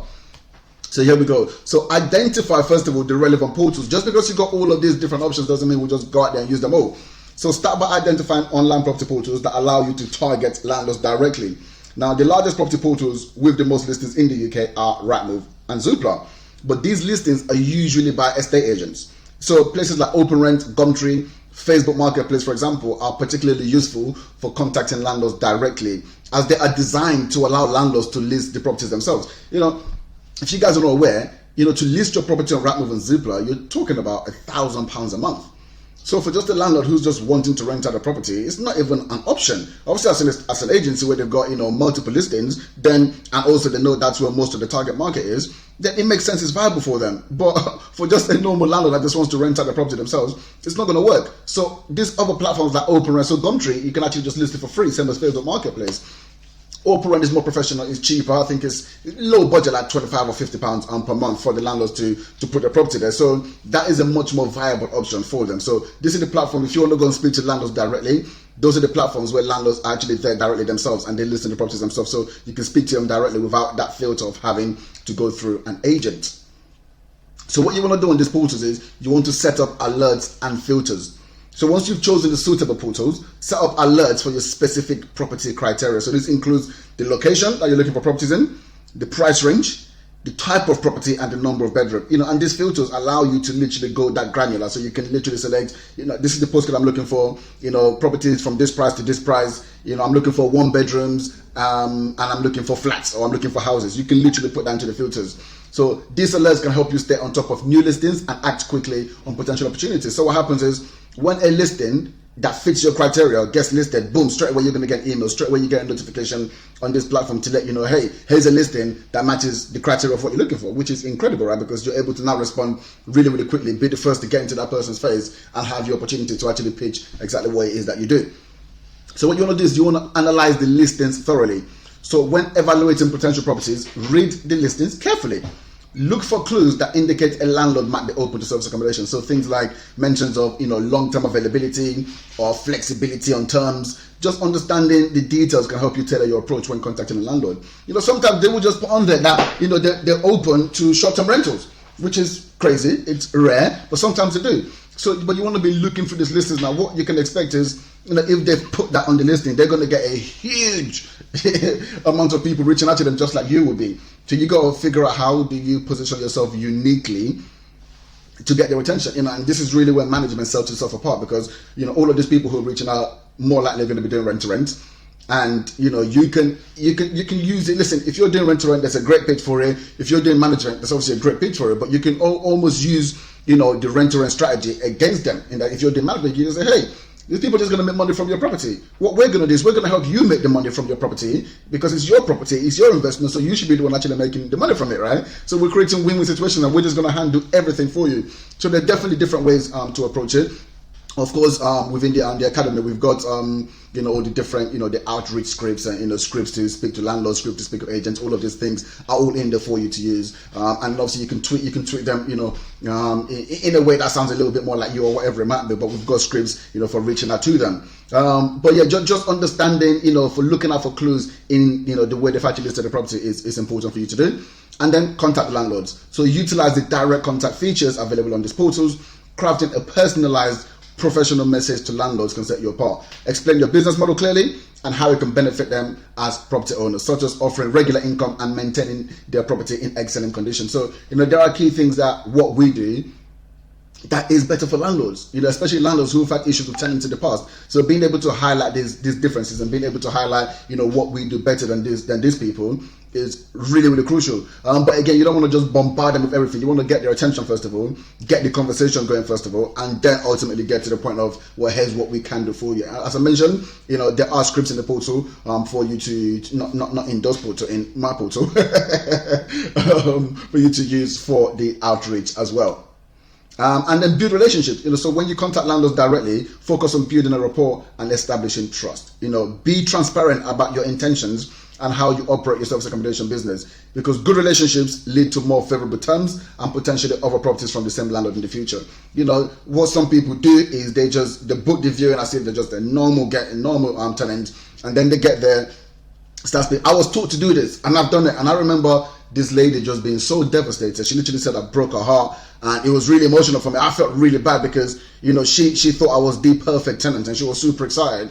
And then I got there, I told her what I did, and she was just really disappointed because she'd come across people like myself before. She wasn't interested in it. She'd got her hopes up thinking finally she found a really good tenant, and I turned out to be not what she was looking for. So it was really devastating. And you just, I don't want to say never, but the likelihood of you getting a property in that situation is slim to none, because just think about, you've already approached them on a false pretense. So they already have a certain energy towards you. There's already a certain connotation about, your trustworthiness. So it's just not the right way to approach it. Let them know what you do. If they're going to say yes, they're going to say yes. And if they're going to say no, they're going to say no anyway. But at least let them know up front. It gives you a much better chance, and you have the opportunity to really kind of explain and show them how you can add value to them on the front end before getting there. And then when you do get the nod to come down, then there's a lot more excitement. When you get there, you can really put on the show, because now when this person is interested, I've just got to be able to deliver on my professionalism, on my knowledge, and really put across what the real value is, and really I should be able to secure this deal. Okay, now professionals. Like, this is almost like a cheat code. It's like this, people talk about affiliate marketing. It's almost affiliate marketing, for the service accommodation space, because you're tapping into people's audiences. You're tapping into, an audience that these people are already they're already serving this audience. So it's just a case of an extension of what they're already doing and saying, well, hey, have you actually considered this option? Because this is something that could benefit you based on your current situation. And again, it's not something that people tend to think of, but it's the easiest, lowest hanging fruit that you could do. So let's get into this one by professionals. So first one is estate agents. As we all know, estate agents are usually the first point of contact for landlords who are looking to rent or sell their properties. So building a relationship with estate agents can provide you with insider information on upcoming listings and potential deals before they even hit the market. So just, estate agents have the bulk of the properties. These are the people that landlords will go to initially. So naturally, building a relationship with these people can massively help your business to scale. If you're able to get in with the estate agents, you're really able to differentiate yourself from the marketplace. This can change again for you. Because ultimately what happens is you can become an extension of their business if you build a real good relationship. So you start to become the person that they go to when it comes to service accommodation. This is not something that we offer, but there are ways to structure deals with estate agents. So they continue making the management commissions as they typically would from the landlord, but without having to do any management. They don't have to do anything, and you just pay them a management fee. So they're not losing that client, they're not losing that revenue. So they're still making the revenue, but they're not having to do nothing. So you're taking the work off their plate. So first of all, you have to get in with them and then pitch them the offer of you get to do nothing and still make the money, and you're offering an incredible service to your client who ultimately now they're going to make more money and they're going to be able to save on all of these benefits, all of these legislative benefits on the back end. They're going to benefit from as well. It's a complete game changer. It is a game changer. So if you're able to get with estate agents, this could change the game for you because they've got a bulk of the properties and a bulk of the landlords themselves. Next professional, property managers. Property managers handle multiple properties and have direct connections with property owners. They can be a valuable source of referrals for landlords interested in service accommodation, but who do not wish to manage the day-to-day operations themselves. So, property managers typically tend to be for those with a bigger portfolio. So they have property managers specifically who manage their portfolio for them. So if you're able to get in with these people and really convince these people of the benefits of their service accommodation, obviously, first of all, this is going to take the work off their hands because the property managers, they're not typically on commission. They're just typically getting paid, to do the job of actually managing, these portfolios and these properties. So if you can take work off their hand where they've only just got to manage you, they don't have to manage the properties, then happy days for them. But naturally, again, they are obviously the first line of defense. So you've really got to convince them. You've got to show professionalism. You've got to show them that you can deliver on the things that you're saying, because they're also putting their credibility on the line by going to the property owners and saying, hey, I believe you should listen to what this person actually has to offer. So you've got to ensure that you come in correct, you come in professionally, armed with all the information that you can actually benefit these people. But again, they are an incredible source of referrals. And then accountants, but specifically accountants who specialize in property or small business. They can be great partners. They work with property owners who might be, seeking more profitable ways to utilize their investment, and can suggest your service accommodation business as a viable option. And that's what accountants do. They're looking for ways to maximize the income, for their clients. So they can just say to them, hey, have you considered doing service accommodation? There's all of these tax benefits, there's this tax breaks, there's this legislative benefits. On top of that, you're going to make more for revenue. You've got this capital allowance. So there's ways, for you to make more money, and it's actually a sound investment, based on currently where you are. So, accountants, this is a natural conversation they're having. It's their job. And the key thing with professionals is, if you do your job correctly, you can position this in a way that you're making them look good, because they're going to their clients and they're offering the service that's going to add value to the clients. But they just need to trust you, because they're transferring their credibility really onto you. Just by them saying that, we believe this service is going to work, that's their credibility that they're putting on the line. So you just need to make sure, first of all, whenever you get in the door with them, you deliver, above and beyond, because once you do that for the first one, they're just going to send a bunch your way. But you got to make sure that you actually deliver for them above and beyond. But when you can get in with these people, these are service providers that their clients trust. You got to trust your accountant. This person is saving and making you money, so you got to trust them. So once you can get with people like this, it can really change the game for you. Next one is solicitors and lawyers who are specializing in property. So property solicitors are involved in a variety of property transactions and can connect you with clients who might be interested in exploring different rental options, such as converting their rental properties into serviced accommodations. Again, very, very straightforward. They're having these conversations. Maybe they're completing the property. Maybe they're having some complications on the property. Maybe they're thinking about, the viability of actually getting a mortgage based on their incomes. These are conversations that they're having with their solicitors, and the next one we're going to talk about as well. So you being in with that solicitor, they can, here's an option that maybe you haven't thought about. Or here's a way that we can maximize revenue once we actually get the property. Instead of sticking a traditional rental, have you considered using it as a service accommodation? So this is just, these are people who are dealing with buyers on a day-to-day basis, people who are buying properties, and they could just be sending them your way, because, if they're doing buy-to-lets, either way, they're buying these properties to rent them out. So if they can just be sending them your way, then that could be a massive flow of leads coming to you on a daily and a weekly basis. So they're incredible assets to your business. Now you start to see how professionals is just a complete no-brainer. Like, why is everyone not talking about this? Why is everyone not using professionals? These people already have your client base. They're already dealing with them, and your client base already trust them. So now it's just about you building professional relationships with these people, and your business can just go like that. Financial advisors and mortgage brokers. These experts often advise clients on investment properties and strategies for maximizing return. They can refer landlords who are looking to diversify their investment portfolios with service accommodation. Again, mortgage brokers. So, in the last 12 to 18 months when, interest rates went like this, what a phenomenal time, to build a relationship with mortgage brokers, because you had these landlords who were going to mortgage brokers saying, well, my 2-year fix is just about to come to an end. I'm going from 1.75, 2%, 2.5%. I'm going to 5%, 6%. This is great. This is not viable. I'm going to be losing money. And they're going, hey, it's so good. Calm down. Have you heard about service accommodation? Because service accommodation, now you're not just going to cover the shortfall that you could potentially be losing out in terms of your extra mortgage payment, but you can actually be making money. So you're not just covering the shortfall. You could actually be profitable from just switching from traditional rental over to service accommodation. Imagine, being at that point of contact and you're the person they're coming to. These people have a problem. They're going to someone who they trust to solve that problem, and that person is going, well, the solution to that problem is actually this business, and I've got the right person for you that's going to help you make that happen. Incredible. And this is happening on a daily basis. So, financial advisors and mortgage brokers are an incredible resource referral outlet for your business. Architects and developers, so frequently involved in the planning and development of new residential projects. Architects and developers may know investors who are looking to purchase properties for rental purposes. They can introduce these investors to the concept of service accommodation as an alternative rental model. Again, they're working with investors, they're developers, the architects are working with developers are working with investors. What then happens is, hey, we're building this development, there's this person that does service accommodation, obviously you want to maximize the return on your investment. So have you looked at this model? Or to protect yourself, to de-risk this investment, de-risk this development, why don't you use a mixture of strategies? So instead of just sticking all of them on rental, why don't you also stick some of them on service accommodation as well? So just in case you're struggling on the rental side, at least you got the income coming in from the service accommodation, or the more income you've got coming in from here could be covering maybe some of those void periods that you might have with the traditional rental. But they're able to have these conversations, and you will be in the midst of that conversation as the solution to that problem.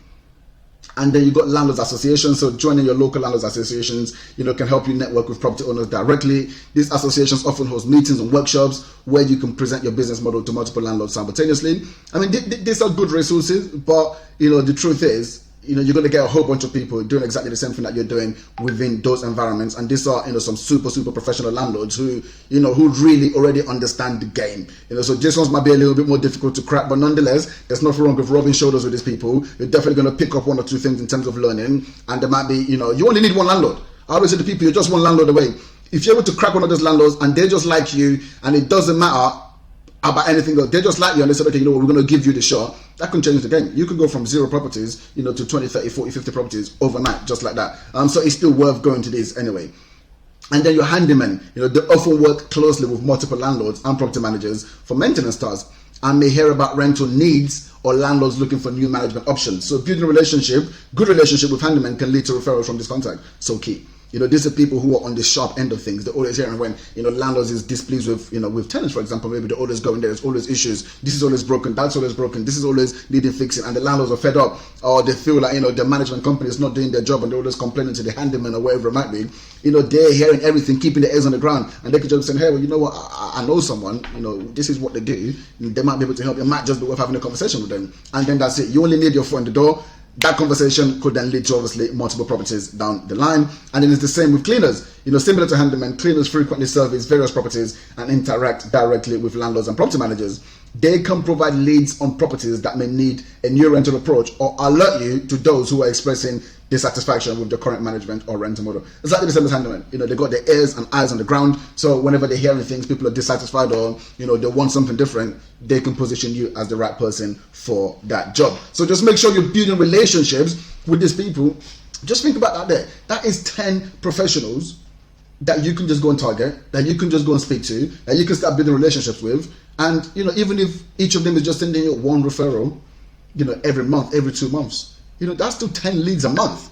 just from building a relationship with these people. And it might take you a while to get the right people to build relationships with them, but the point is, that's how we're talking about pipelining and just focusing on the inputs, right, and not the outputs. As long as you're just doing the right things, ultimately the results will come, right? So just ensure that you're really, really focusing on these professionals and building relationships with them.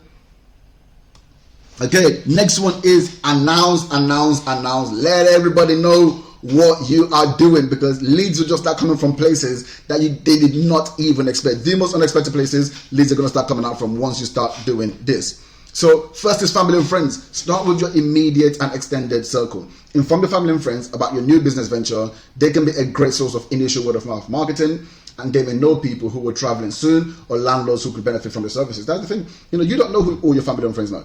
By just telling them, this is what I'm doing, I'm starting this new business. These are people who, already know you. Hopefully they like you. And hopefully they trust you. So there's this no like and trust factor when it comes to marketing that you're trying to do with everyone out there, just like I'm doing with you guys now, But hopefully you already have that with your family. So when you're telling them I'm starting this business, it's a lot easier for them to say, okay, well, I know someone, and they will be a lot, happier to refer you because you are family, you are friend, and they already know, like, and trust you. So it's the easiest, lowest hanging fruit. People, for some weird reason, don't like doing it because they don't, want to feel as if they're asking anyone for favors. But it's like, again, are your goals important enough for you to do what's needed and not what and do what you're uncomfortable with? Is the reason why you want to do this strong enough, because ultimately if it is, then you're just going to do what you need to do. And this is the low-hanging fruit that you can attack today and start to see results immediately from as well. And then co-workers and professionals. If you're currently employed or have a professional network from past employment, make sure to share your business with them. Co-workers and professional acquaintances can provide referrals or might even become customers themselves. I do have to caveat this. I was talking about bad energy earlier on. Bad energy, stay far away. Because here's the thing. Some people just, enemies of progress, as they're called. Enemies of progress. They don't want to see you doing good. Right? So if you're working with someone, all of a sudden you're telling them how you're trying to start this business, you're going to start making all this money. They don't want to see that. And they could end up snitching on you. And we know what corporate environments are like. Sometimes, your employees, your bosses, they don't want to see you doing anything else or trying to build your own business. So that one person snitches on you, all of a sudden it becomes a big thing. Now, you can't, put information on social media like you would like to, or you can't do the things you would like to do, because now you have to be even more covert than what you would have needed to be before. So you got to be careful, with the people that you're telling this stuff to when we're talking about co-workers, because not everyone wants success for you. So you've got to be a bit more astute. I can't tell you, exactly who to be looking out for, but you probably know the people you don't want to tell and the people who you feel more comfortable telling. If there's no one that you feel comfortable telling, then just skip this process. Don't do it, because it could be more risky than it actually does benefit you in the long run. So be careful with that. But if there are people, then again, there are incredible source of referrals, because it's not just so much about them themselves, but it's also about who they know. You never know who they might know. But oh yeah, my cousin was talking about that the other day. He's got this property. Or have a chat with him and see, he might be interested, right? So you just never know. So they're a great source of referral. They could be, as long as it's the right people. Be careful with that one. And then of course, social media. Utilize all relevant social media platforms. Facebook, Instagram, LinkedIn, Twitter, to announce your business. Share updates, what's happening, behind the scenes content and success stories to engage your audience. This is what I did when I started my business. I was just out there, doing the videos, the pictures, showing everyone what I was doing, etc. This is, had landlords reach out to me from there. And obviously in terms of coaching, I'm going to say when I launched, but it wasn't really a soft launch. I just said to people, I'm thinking about, helping people who've been asking the questions, and all these people just reached out to me and say, hey, yeah, I'm interested in getting coaching and mentorship, because they've seen, all of the work that I had been doing, so that just came from sharing. So just make sure you're sharing it. You're going to get people reach out to you over a period of time. They might not reach out to you straight away, but doesn't mean they're not watching. Don't be looking at all of these likes and comments on people's. I know from experience, a lot of the people that reached out to me were never liking or commenting on my content. I've had people reach out, offer, 40,000, 50,000 pounds, 100,000 pounds, right, to invest just from content. So, and these are not people that have ever liked one of my content or commented on any of my content. So don't look at those metrics as a sign of success. Just be putting the information out. The right people are watching, and when the time is right, they will reach out to you. I promise you that. Okay, so networking. This is, as I mentioned, the lifeblood of any business. If you're not networking, then you're leaving a ton of money and a ton of opportunities on the table. But the reality is, a lot of people don't know how to network. Everyone always says your network is your net worth, but no one actually tells you, how do I network effectively to get the most out of networking? And this is exactly what you're about to learn in this section here. So this is the single most important thing that you must do to build your investor list and your deals pipeline. When done correctly, it will totally transform your property business by bringing in an influx of opportunities. But it's important to have a system in place to ensure that you can predictably get the results that you want from it. Okay, so networking, here is my 4-step system to effective networking. So the first one is criteria. Before attending any networking event, you have to set a clear criteria for what you want to achieve and which event will be most beneficial, right? Now, there are 2 types of criteria to consider. The first one is the criteria for the networking event that you want to attend, and 2, your own criteria, which includes who, time, the pitch, and standard. And I'm going to explain exactly what those are now. But oftentimes what happens is, what people do is, they've been told they need to go networking. So, they will just type in property networking events near me, and they will just, one comes up, and they will just go to it with no real criteria of what they actually want to achieve there. And as a result of that, when they get there, they're nervous, they're anxious, and they don't really benefit from going to that event because they don't know what the ultimate goal is. They don't know what they want to achieve from this event.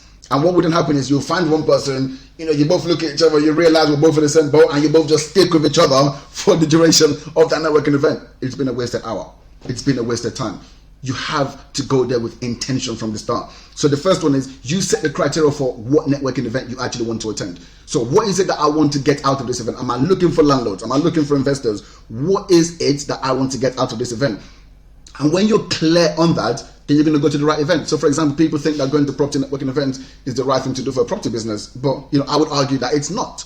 And I know this from my results and from the results of my students, that actually going to the property networking events, you're only going to find people who are just like you, who are looking for exactly the same things, and you're going to be pitching each other, which doesn't make sense because you're all there for the same things. You need to go to the place where the people who you're looking for are likely to be there. So when you're looking for landlords, think, okay, cool, who are landlords? They're just normal people. You could be a landlord, right? Your uncle could be a landlord. A business owner is a landlord. So where are these people likely to be? These investors. So I go to business networking events, and I teach my students to go to business networking events, because you're not just going to entrepreneurs, professionals, people who understand the value of investing, but if they're doing it correctly and they're true entrepreneurs, they're also going to be surrounded by other people with the same mindsets. So these people are likely to actually own properties because they understand in the value of investing and growing your assets. Right, so if you're looking for an investor, you're looking for potential landlords, I'd argue that going to a business networking event is going to be a better chance of finding those people. But also you're going to stick out like a sore thumb, because now you're the only one doing what you're doing there. Not that everyone else is doing it. Even if there is that one poor investor or one poor landlord at a property networking event, everyone is coming to that one person. Who do they even go with? But when you go to a business networking event, you're going to stick out like a sore thumb. You're going to be the only one doing what you're doing there, and there's going to be intrigue. People are going to be more interested in what it is that you're doing. But if you don't set that criteria from the start, then you don't know what you're doing, and then the rest of this next thing I'm going to talk about, the remaining parts of the criteria I'm going to talk about, it's not really going to make sense. You're not really going to be able to set them because you don't know what you're walking into. But when you're the one that set the criteria for the networking event, you know exactly who you're going there to find, then it becomes easier for you to prepare for it, which is the next part of the criteria, which is your own criteria. So what do I mean by this? So the first one is, who is it that you're going to find in this place? So when you know, okay, this is a networking event that I'm going to, this is the type of person that I'm looking for at this networking event, it's a lot easier for you to prepare and plan. Okay, so I'm going to this networking event to find a potential landlord. That's what I'm looking for. So that's why I'm going to a business networking event. I'm not saying don't ever go to a property networking event, but so for example, if you're going to look for maybe handyman, if you're going to maybe look for a business partner, that's something that you're looking for, or maybe you're looking for a builder, then yes, perhaps going to a business networking event, you're likely to find these people there, and that's fine because that's what you're going there for. So when you're going there, you understand what you're looking for, and you're going there for that particular reason. So it's the same thing as this. So if you're looking for a landlord, it's okay, well, where's the places that are more likely to find landlords? And then that sets the criteria for the networking event that you actually want to attend. So that's the who. Who's it I'm looking for? The second one is the time. How much time am I going to spend with people? You've got to set this criteria before you step out of your house. How much time am I going to spend with people? Because what happens if you don't set that time, then the time just gets away from you. You're speaking to one person, before you know, you've been chatting to them for 15 minutes. There's another 20 people in the room. You never know. One of those other 20 people could be your ideal client, like literally the perfect client of the criteria of the who that you've set. That could be the person, and you haven't had a chance to speak to them because you spent 15, 20 minutes with just over one person. So set the time. I'll say really no more than 5 minutes. And we're going to come to the other bits later. But the reason why I'm saying no longer than 5 minutes, because if you're in an hour, you've got 20 minutes. You can speak to 20 people. So this 5 minutes criteria gives you time to get around to as many people as possible. But ultimately, you don't want to, the reason why people just end up sticking with someone because they don't want to feel rude. But if you understand that you're there for a reason, just like they are there for a reason, and you use that as the reason why you want to move on. Hey, listen, it's been really lovely speaking to you. I know there's probably a lot more people that you want to speak to, and I'm just going to go to the same as well. But I think we should definitely catch up another time. I've really enjoyed the conversation. I would like to carry on. We should set up a coffee sometime. Let's swap details. All right, let's swap details. Do the swap details. Brilliant. It's been lovely chatting to you. You go do your thing, and we'll catch up later on. Boom. It's a perfect way to live them because you're saying, hey, I know you are here for a reason. You want to go speak to people. I'm going to go do the same thing as well. But it's been great chatting to you. Let's catch up. Let's arrange a meeting. Let's swap details, and let's keep it moving. And trust me, this isn't really happening to people that often. Just by doing that in itself, you're going to set yourself apart from every other single person that they have spoken to in that event, because no one else is doing this. And this is the key thing. When you network correctly, you just set yourself apart from everyone in a big way, because no one else is doing these little things that everyone should be doing. No one else is doing it. So when you do it, you just seem like uber professional, when really you shouldn't. It should just be what everyone is doing. So that's the time. The next one is the pitch. Everything that you're saying is structured. And the reason why you want to have the pitch is about consistency. You know what you're saying every single time. Script this out. Don't make this random, because if you're going there to speak to a particular person, you want to make sure when you have that time with that person, because listen, they might not have time. They might have to keep it moving. So you want to make sure when you've got that time with that person, that you're delivering your message as succinctly as possible, and that you're also able to get out everything that you need to get out to give you the best chance of securing that deal. So you need to plan your pitch ahead. And again, this is why it's important for you to have the criteria for the networking event. Because once you know what networking event you're going to, you know who you're going to meet there, because you've already set that criteria, then it's easy for you to tailor that pitch. And that's the one pitch you've got in your head, because this is the people who I'm looking to go and speak to. You script that pitch out, you rehearse, so that when you find that person, you're able to just blurt it out. Again, this is business. This is preparation. It's not about, I'm just going to go there and wing it, because then your results are going to be winged as well. Your results cannot be predictable. If you want your results to be predictable, your actions also have to be predictable. So write out this pitch. Again, within the portal, we've got a page that you can use for networking events. Again, you can tailor it to whatever suits your tone, your vibe, your natural language, but it's a page that you can use in networking events, which is a killer script, right? You can pick that up in the portal as well. And then the final one is stand out. What do I mean by that? How are you going to stand out? So how are you going to be remembered? So when these people go home that evening, how are you going to stand out? How are they going to remember you? One of my mentors used to say to me that he would go to a networking event wearing this like bright yellow jacket. And then when he reaches out to people the next day, be like, oh yeah, I was the guy in the yellow jacket. Oh yeah, I remember you. That everyone remembers him. Like, yeah, you're the crazy guy that came in your bright yellow suit. Of course I remember you. But that's the way that you stand out. If you're a lady and you want to wear like a scarf, like a really bright colorful scarf, or whatever it might be, whatever it is. For me, I just dress, super 3-piece, pocket square, all of that, and people always compliment, on my dressing. That's just always how people remember me, right? They're like, oh yeah, you were that world. Oh yeah, I remember you. Of course I remember you, right? Whatever it might be for you. If it's a bright jacket, if it's a hat, if it's maybe you're wearing glasses indoors. I mean, I wouldn't recommend that, but whatever it might be. But there's got to be something about you that stands out, and a very simple way to actually do this is just using this new business card, this digital business cards, where you can pull out. So I've got one of them. It's called a Vice card, the one I use anyway. There's other brands, but I use a Vice card. So mine is a wooden card. It's got my QR code on the back of it, but it's also an NFC tag. So NFC tag means I'm able to just scan the back of my phone like this, and then all my details pops up on the phone, and then they can just save my contacts in there. People are like, wow. What is this? This is really, really cool. They're going to remember that. So when you reach out to them, they say, oh, yeah, I'm the guy that had the business card. Oh, yeah, cool. Yeah, of course I remember you. Right? So whatever it is for you, you've got to decide, okay, how am I going to be standing out at this networking event? There's more things to go on, but just doing these 4 things by themselves, the criteria for the who, criteria for how much time you're going to speak to them, and how you actually, decouple from that conversation. The pitch you're going to give them and how you stand out is going to set you apart from every other person that they've spoken to at that networking event. This is just step 1 of the 4 step system, right? The second step is adapt. So networking environments can vary widely, from formal conferences to casual meetups. Be adaptable to the environment and the people you meet. Practice adjusting your communication style to match the situation, whether it requires more formality or a relaxed approach. Being adaptable also means being open to unexpected opportunities and ready to think on your feet when engaging in conversations that could lead to potential business ventures. Think, time, pitch, people. So what do I mean by that? As much as I've said, set this rigid criteria. This is where you've got to, use a little bit of your own, your own brain a little bit here. I've also set this rigid criteria. So I'll give you an example. if this is the person that you have decided, this is the person I'm coming here for, and this is your perfect avatar, you don't need to rush that conversation. You ain't got to quickly say, hey, I'm going to bounce. You speak to this person, you listen to them, you try to listen to the problems, try to listen to the pain, try to really understand this person, so that you can build a deeper relationship with that person. If that's who you come for and that's the perfect avatar, spend the whole evening with them, right? This is where, a bit of common sense then comes in. So that's why you've got to be adaptable as well. Again, if you are speaking to someone who's, a little bit, more meek and a little bit more timid, your tone of voice, the way you speak, the way I've just been going like this might not really work for that person. They might be a bit crazy, man. Energy is just too much for me.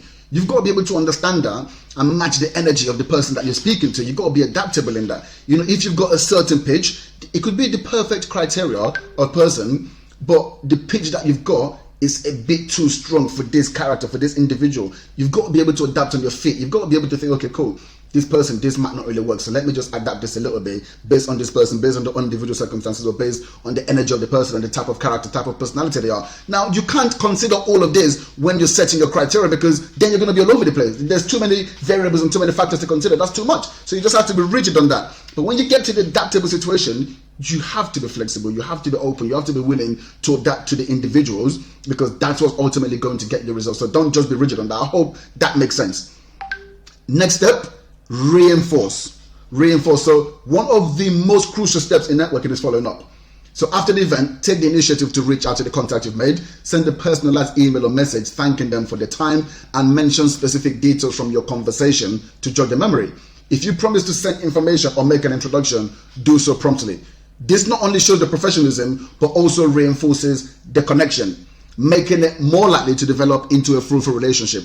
To get the best results, follow this process: note-taking, CRM, alarm, connect, message, secure. So I'm going to go through all of those in a second. This is by far the quickest way to lose credibility by not following the system, the reinforce, but it's also the quickest way to gain credibility simply by just doing what you've said you're going to do. Because let's be honest, how many times have we been to a networking event, you said you're going to follow up with someone, you said you're going to do something, and then you just haven't done it? Or vice versa, someone has said they're going to do something, they've said they're going to follow up, and just imagine the experience from that person's standpoint. They've met you, they've really got on with you, they've really bought into your nonsense, you've told them all this stuff, they go, oh yeah, I'm really buying into this stuff, and then you said, yeah, I'm going to follow up with you tomorrow, and this is what we're going to do, this is going to be step 1, step 2, and then step 3, and then they never hear from you again. And then what happens is, 2 months down the line, you get a little bit more motivation again, you come back, you want to reach out to that person, but you've already lost that credibility.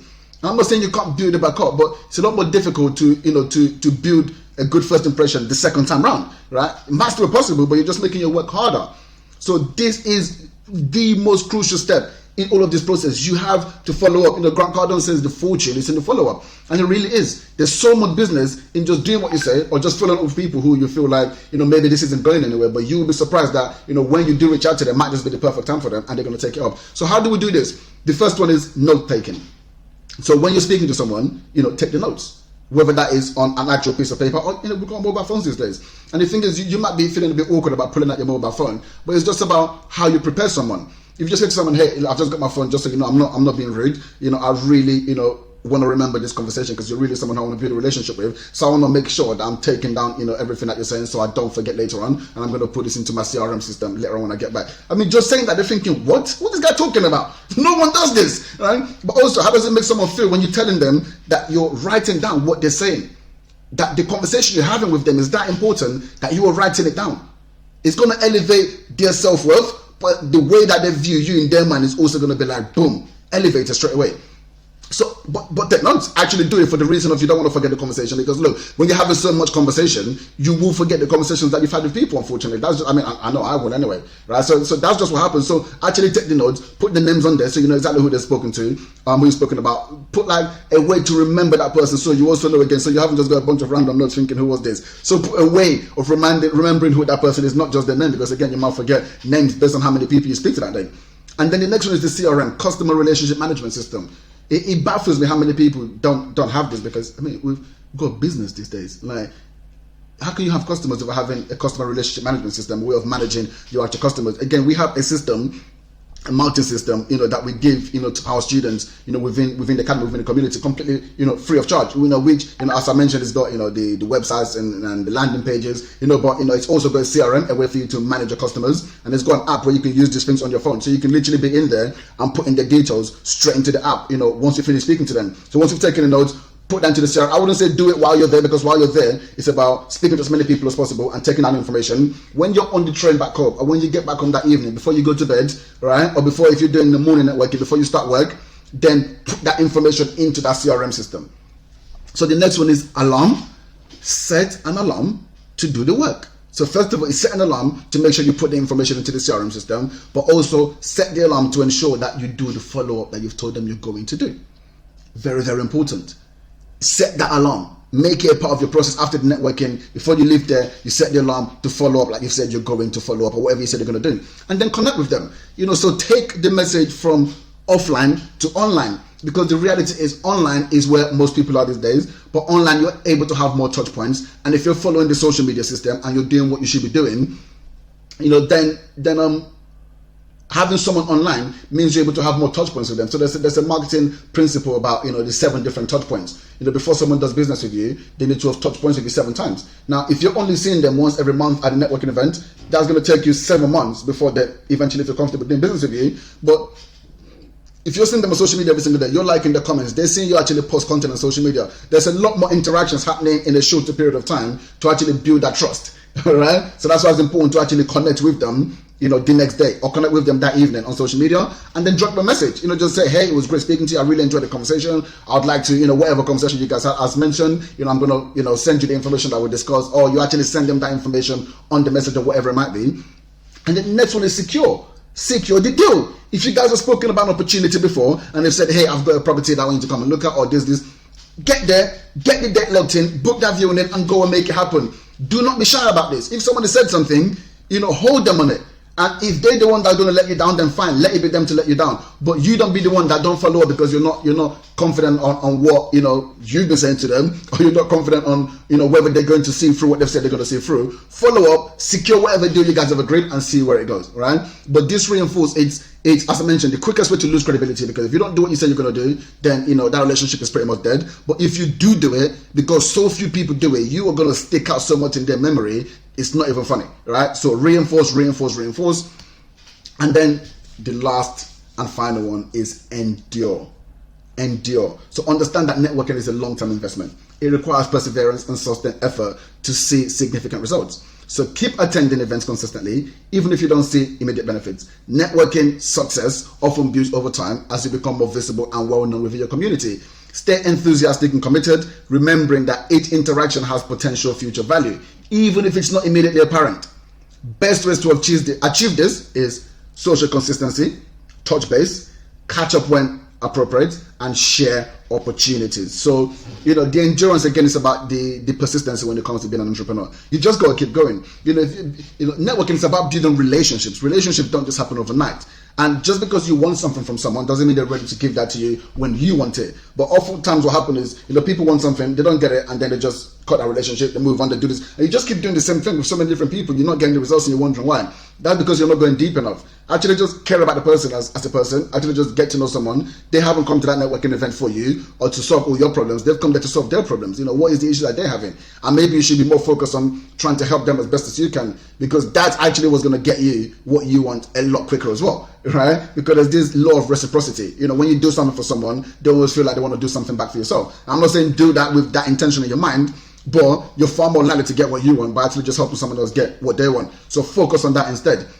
So as I mentioned, best ways to achieve this one, social consistency. Just always be creating content. Now that you've connected with this person online, they're going to be consistently seeing what you're doing. They're going to be seeing all the activities that you're taking. And if you're not taking activities, guess what? They're not seeing anything, right? So everything works hand in hand. So the more you're actually doing what you should be doing on social media, the more they're going to be able to see that. Number 2 is touch base. So don't be shy. Ever so often, touch base with them. Hey, how you doing? How you getting on? How's business? Is there any way I can help? Right? Just keep touching base with them and seeing how they're doing. Don't just abandon friendships. And that really comes down to your CRM system, ensuring that you've got a CRM system, you've got the alarm set, you've got notes in there, so you remember what conversations you guys had every time you have a conversation. Catch up when appropriate. Hey, let's catch up for coffee. It's been a while since we spoke. Let's be honest. Just build relationships with people, man. Actually get to know people. It's not just about everything we do. We've just got to do business. And if we're not doing business, then we're not talking. If you like someone, then just care about what they're doing and just, catch up and get to build a relationship with them. And then, number 4 is actually share opportunities. So when opportunities do arise, don't be shy to share them because you think, oh, I don't want them to think I'm just trying to do. No. This is business. They're business people. If they had opportunities, they will come to you. You've got an opportunity to share it with them. All they can say is no if they're not interested, or they say yes, and then guess what? You've got a deal going. So this is the best way to just end up. But just remember, this isn't something that's it's about overnight. Networking is about deeper relationships. But if you invest the time into this will completely transform your business. And then social media. We've touched on this before, but you've really got to be on this because we have got billions of people on social media. And by being on there, you're giving yourself access to all of these people, obviously depending what your product is, what it is that you're doing, the type of message that you're trying to put out there. But you can reach so many people.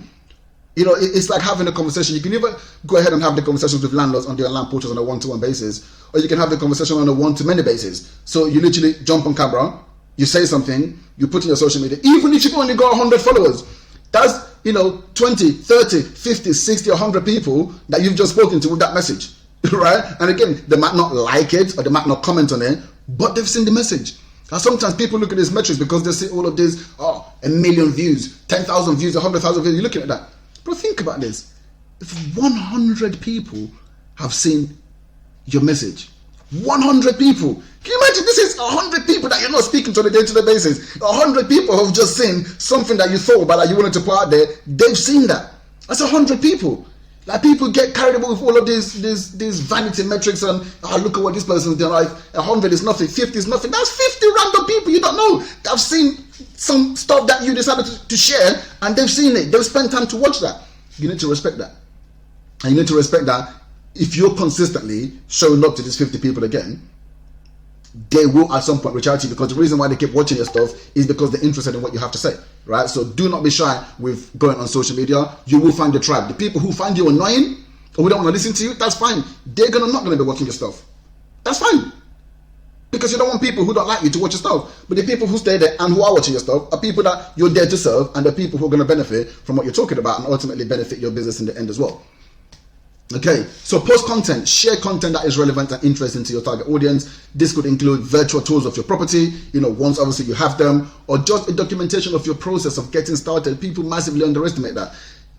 It's massively underestimated, but can have a huge benefit to your business. The easiest way to start is to just take simple pictures or videos with your phone and then write a high quality caption to go with it that gives value to your audience. This is a very simple thing to do. You take a picture, it could be in a property, and you just write a description that gives more detail around what that picture was, around what you did in that property, around more context behind that picture or that video, just a little recording of you walking around the property, and then you can give some information about what happened, the conversation you had in that property today, some of the things that you're going to be doing to that property to make it more market viable, whatever it might be.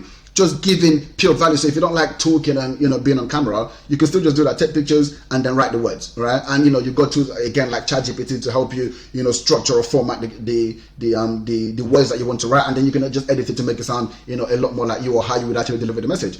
But just post content, right? And then be consistent. Decide how often you want to post and stick to a regular schedule. Whether it's daily, whether it's several times a week or weekly. Consistency keeps your audience engaged and helps to build a reliable presence. So you can now use free tools like Facebook Business Suite to schedule all your posts in one go. So you can actually create this content. You can have all of these pictures, you can have all of these descriptions, and then you can just put them into something called Facebook Business Suite, which is completely free. And you can just schedule when you want it to post out. So if you're posting once a day, you can have 30 pictures, 30 bits of short descriptions or longer descriptions, whatever you like. You can do that on one weekend or across 2 weekends, and then just schedule the dates in there, and it will just post that automatically for you. So your presence is gonna be as if you're on social media every single day, but actually this is just something that you've done once and it's just working for you consistently. So it's the best way to keep consistent, even if you're not doing a month in advance, even if you're doing a week in advance, just sitting down on a Sunday and creating the content for that week and then just putting them into your schedule to post out is one way to be very, very consistent as well. And it's not that difficult to do. Join and create groups. So look for Facebook groups or LinkedIn groups that are focused on property or more specifically service accommodation. Join my group, right? But you should also join hospitality groups to start building relationships with people who could potentially send guests your way. So you're looking at both. You're looking for places where you can just have conversations, be in a community with people who are doing the same thing that you're doing, but also be in groups of people who can actually use your services, and then be there and tell them about your services and how you can help them. And just be looking out for ways to help. Whenever you're in communities and groups, just always be looking for ways to help. And the more you help, the more you get noticed anyway. And the more you get noticed, the more people are going to engage in your services. And then participation, as I mentioned, don't just join these groups, actively participate in discussions, share your insights and answers, and answer questions. This visibility can attract people to your profile and business, just as I've explained. And then regularly engage with your followers by responding to comments, messages, and reviews. This builds relationships and shows you value their input and feedback. So run polls, ask questions, or hold contests to encourage interaction. This not only boosts engagements, but also increases your visibility on social media platforms. That's what social media platforms like. They like to see engagement in groups, because engagement in groups means people are sticking onto the platforms, and that's what they want. The more people stick onto the platforms, the more they can run ads in front of them, the more people can buy those ads, the more the people who are running those ads are going to continue running ads. So it's all it's all like a marketplace. Everything is all connected. So they want you running polls, they want people engaging with those polls, they want you replying to people's comments, because then people respond back to your comments, and they want you liking and doing all of these things, because it keeps people on their platforms. And if you do that, then they're going to reward you, and they're going to bring more people into your group. And obviously, the bigger your group gets, and the bigger there's visibility, the more visibility you're going to get, the more your business is going to grow as well. So yeah, just engage, right? And then follow up. If conversations start in the comments, consider moving them to direct messages to provide more personalized service or detailed responses. So follow up with contacts who express interest to nurture potential leads. So people are going to say certain things in the comments that's going to show that they're interested in your product. Just take that conversation, because what people also don't like to do is have sales conversations in the open where everyone else can see it. So spot that, take the conversations into the direct messages, and that's where you can now start telling them about what you do and how you're actually able to help them as well. So that's it for this one. In summary, so what have we covered so far? We covered the online portals, making sure you're actually going to the ones that you can speak directly to the landlords. It's not to say not to use the popular portals, but instead of going to the popular portals, what I would do is I would actually go directly to speak to the agents, build a relationship, get to know them, they get to know exactly what I do, and as long as they're willing to work together, then I would then go onto those popular portals and keep an eye on whenever they list a new property. I would then reach out to them and say, hey, I've seen you guys just listed this property, is the landlord interested? But aside from that, I would just go into the portals where you can actually speak directly to landlords, so like Gumtree, Open Rent, Facebook Marketplace.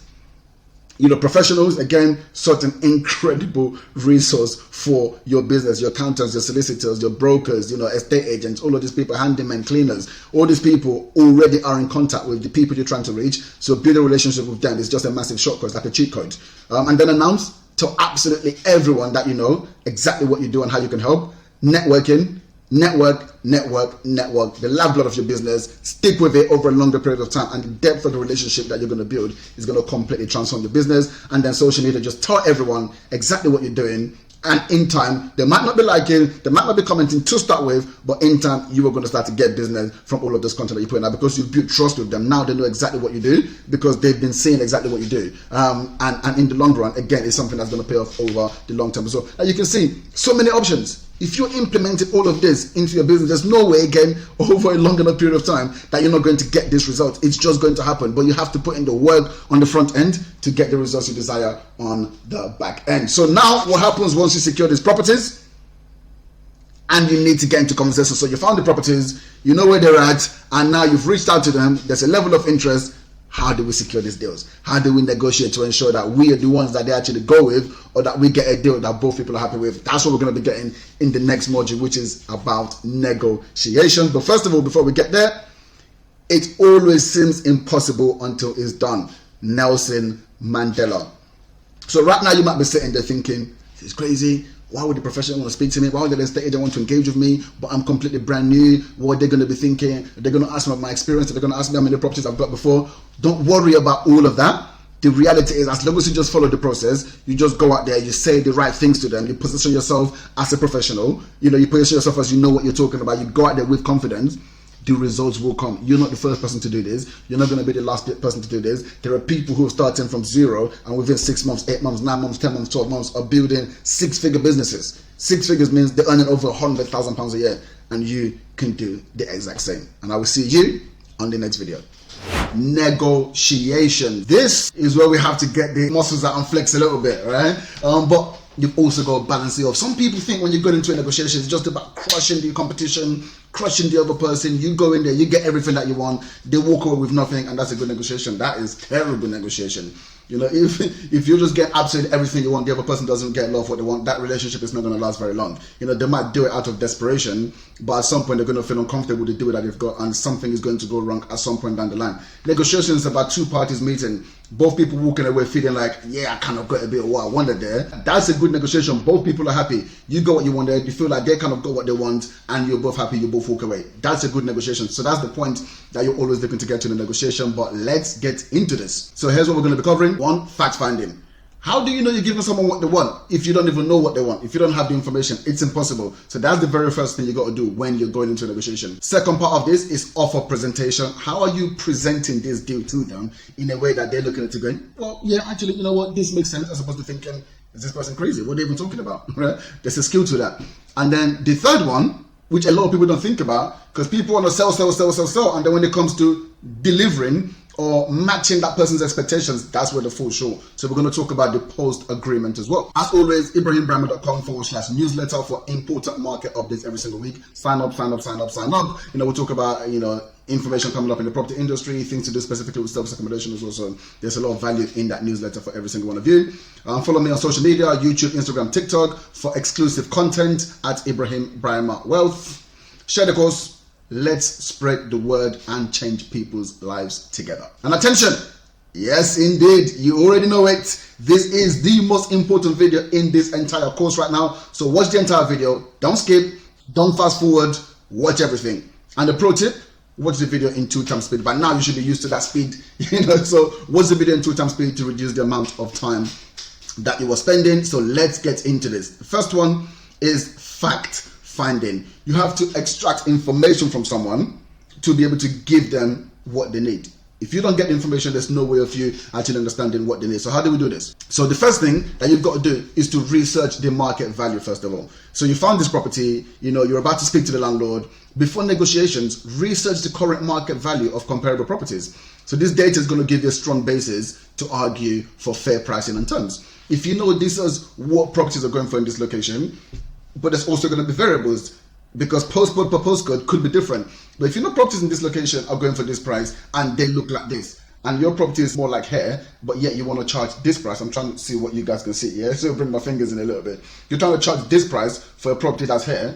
I'm going to know that, and I'm going to be able to come to you with facts. So when I'm negotiating, I'm not just negotiating based on whatever it is. I'm going, hey, look, you know, if you have a look at this property, look at the amenities, and look at this one here. And the reason why we're being this, to be honest with you, you know what our business is, you know, and ultimately this is the way that guests are going to view it as well. This is what they're going to be able to pay. Now going into this, we want to make sure there's never going to be any issues with your rent, anything at all, because we're good at what we do. We understand the market. So we know that if we're here, we're going to be able to attract guests, and the numbers are going to make sense. Otherwise, the numbers are just not going to make sense, right? You can use the data to back up your argument. Use the data to back up the reason why you're asking for fair pricing and fair terms. And if there's someone who's reasonable, someone who's smart, who understands business, then they're going to say, hey, actually, you know what? Ultimately, what do I want? I could try and get this big number, but if it means these guys are not really going to be able to be successful in their business, then I'm not going to get this big number anyway, because at some point, they're going to default on the payments, which is going to take it all the way back to square one. I don't want that. So you got to be able to use that data to get fair pricing. But to do that, you need to spend the time to get that data first. So the first one is to research the market value. So next is to understand the landlord's motivations. Find out why the landlord is considering the option. Why is the property even on the market? What are the other options? What's their pain point? Is their mortgage getting expensive, or are they wanting more flexibility as they're considering selling in the near future? Understanding the motivations can help you tailor your offer to meet their needs. There are so many different reasons. You know, as I mentioned earlier on, thinking the only reason is because they want to make more money can be erroneous and can actually have you going into something with the wrong pitch. So you could be offering someone a 3-year agreement if you're doing rent to rent for a landlord that wants to be out of the market in the next 12 months. They don't want to sell, they want to go, they want to capitulate, right? And the reason why they're thinking of using you is for flexibility. They don't want, you know, a longer term tenant in there, right? The reason why they're considering management is because they want the flexibility in the property. But yeah, you know, you're talking about the money side of things, where actually they just want to be able to say, hey, whenever there's a viewing, I want someone to be able to come and view the property because I want this property gone. And when I'm ready to go, and when the property gets sold, then our agreement also comes to an end. You know, sometimes you need to be willing to make those deals. The property might not necessarily sell, and you might have the property for the next year, for the next 2 years. But if the landlord's breaking point is, this is when I need the property to be gone for, then guess what? You can make profits for 2 months, for 3 months, for 6 months, you know, for 8 months, for 10 months. 12 months, whatever it might be. But at least you get to make money in the interim. But if you did not understand the pain points and you're just going in with, we do this amount of years of contracts so we can do this, and all of you've already lost them. And you don't even know that you've already lost them, but you don't understand the motivations. If the mortgage is becoming more and more expensive and you don't really understand those numbers, again, you could be pitching one thing and not knowing that, well, actually the numbers that you're saying, it's not really making sense based on, where we're at and based on, what we need to be generating. So again, you need to be looking at your management fees and okay, cool, well, based on where these guys are at, do I need to be pitching at the high end for my management fees, or should I stay somewhere kind of around here, because then it means it's still a viable option for them as well. So you've just got to understand the landlord's motivations. You need to understand more about them. And that's the first time you guys are speaking. It should really just be about you getting to understand them. Most of that time should be spent getting to understand them, just asking them open questions. Oh, so how come you guys are looking at this? What's the reason? Do you have a mortgage on this property? So just asking questions, like that. What's your mortgage like on this property? So instead of saying, do you have a mortgage? What's your mortgage like on this property? And obviously that, again, is an open-ended question. It allows them to speak and talk about, what the mortgage is like, what the mortgage situation is. What's the reason you guys are, considering the service accommodation model? Something that you've considered in the past before, but just haven't done it? What's the reason why you're considering doing it now? And just getting them to talk and tell you the information. And the more information you have, the more you know how to actually tailor your approach as well. Understand the landlord's motivation. Find out why the landlord or agent is considering the option. Why is the property on the market? What are the options? What's the pain point? Is the mortgage getting expensive, or are they wanting more flexibility as they're considering selling in the near future? Understanding the motivations can help you tailor your offer to meet their needs. That's the key thing. You've got to be asking these questions. You've got to understand what their pain points are. Once you understand it, you're then able to tailor your service as a solution to that problem. But if you don't understand what the problem is in the first place, you could be talking about something that's completely irrelevant to them, something that they could not care less about, because you're thinking, it's going to be about the money, it's going to be about more profits. Like I said, oftentimes that is what it is. But in those situations when it isn't, then you've just completely lost that person. So you've got to be able to ask open-ended questions to find out what their pain points are, what is the reason why they're considering doing this, and then you can tailor, exactly what you do to match those needs. And then the next one is to build rapport. Establish a positive relationship with the landlord or the agent from the start. Be respectful, listen actively, and show that you're committed to a mutually beneficial agreement. That's just got to be the first thing that you're doing. Make the person like you first before you even start talking about business. From when you come into contact with them, you should be thinking about building a relationship with this person, as opposed to, how do I make sure I get this deal over the line? Forget about that. If you got the relationship, the deal will come. If the deal is there to be had in the first place. Sometimes the deal is just not there to be had. Again, that's fine. It's just a part of the process. But if the deal is there to be had in the first place, then the deal will come, as long as you're just focusing on building that relationship with them, building that rapport. It's very, very important. People buy from people that they like. And people are not likely to buy from someone if they don't like them. That's for sure. They're far more likely to buy from you if they actually like you. And even if they were not going to buy before, they're more likely to buy if they like you. So building that rapport is very, very important. I'm just letting them know, whatever happens, what's important to you is that, you both walk away from this, happy. What's important is that this is their property, this is their investment. You want to make sure that they're happy with whatever deal you guys eventually come up with. Just kind of letting them know from the start and setting that tone, that make them understand that you understand them. And a very, very good way to do that is just actually understanding the pressures that landlords go through, understanding the pains that landlords go through. The way people tend to look at landlords, which is just completely erroneous, which is just crazy to me. How much money people think all of these landlords are making, when they've had to invest tens of thousands of pounds into their properties to be making a couple £100 profit, and yet people think, they're all greedy, and it's crazy. And I deal with landlords all the time, and I know a lot of landlords actually are just very good people who are looking out for the tens. But obviously, like in any industry, the bad ones are the ones that are heard the loudest. So that's the ones that people let's talk about. But when you're just speaking about landlord issues, you're speaking about regulations coming from the government. They're being pressed by people, they're being pressed by the government, they've got all of these pressures on them, yet they're just trying to make a living, just trying to provide for the family. They've worked hard to invest.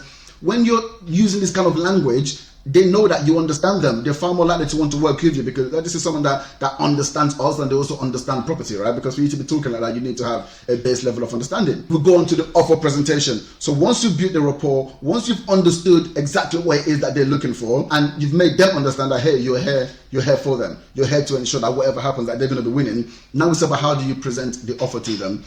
You've got to present a win-win proposal. So frame your offer as a win-win solution by emphasizing the benefits, such as, steady rental income, increased income or long-term partnership if you're doing the management model, and be transparent about your business model and how it can help them achieve their goals. Even if you're doing the rent-to-rent and they're not going to earn more money from you than they would from a traditional rental, you're talking about longer-term tenancies, 3 to 5 years. They don't have to have any void periods. So there's not going to be any periods where they're not collecting their rent. You're going to talk about the management of the maintenance process. So certain things below a certain price, you're going to be taking care of it. You're going to handle it. They don't have to worry about that. This is obviously a massive benefit to them as well. So, and all they just really have to focus on is getting the money coming in, every single month. So this is still a massive benefit to them. If you're doing the management model, then obviously there's the increased revenue that they're going to be making, as well as the fact that you're going to be handling any of the maintenance issues for them. They don't really have to worry about that. You're just going to take care of it, and they still have complete control over the property. They can still use the property, how they wish as well.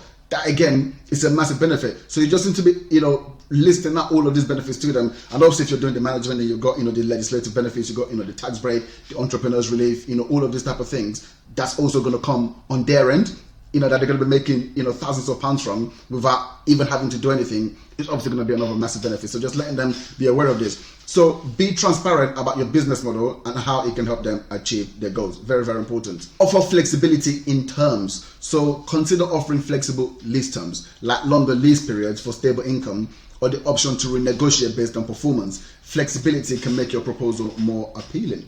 So just like I've said, offering them a longer, tenancy agreement, which is what is known as lease periods, can kind of give them that peace of mind that, okay, whatever happens, they know they're going to be getting paid, for the next 3 to 5 years without having to worry about any void periods. Or if you're working on a management basis, you can say, hey, I know right now you're thinking this, how can we renegotiate based on performance? Because right now you're not sure. I'm saying we're going to generate this amount of money. You're not sure. So let's get started. We're going to work on this percentage basis. And then once we actually prove this out over a certain period of time, then we can then move to this model.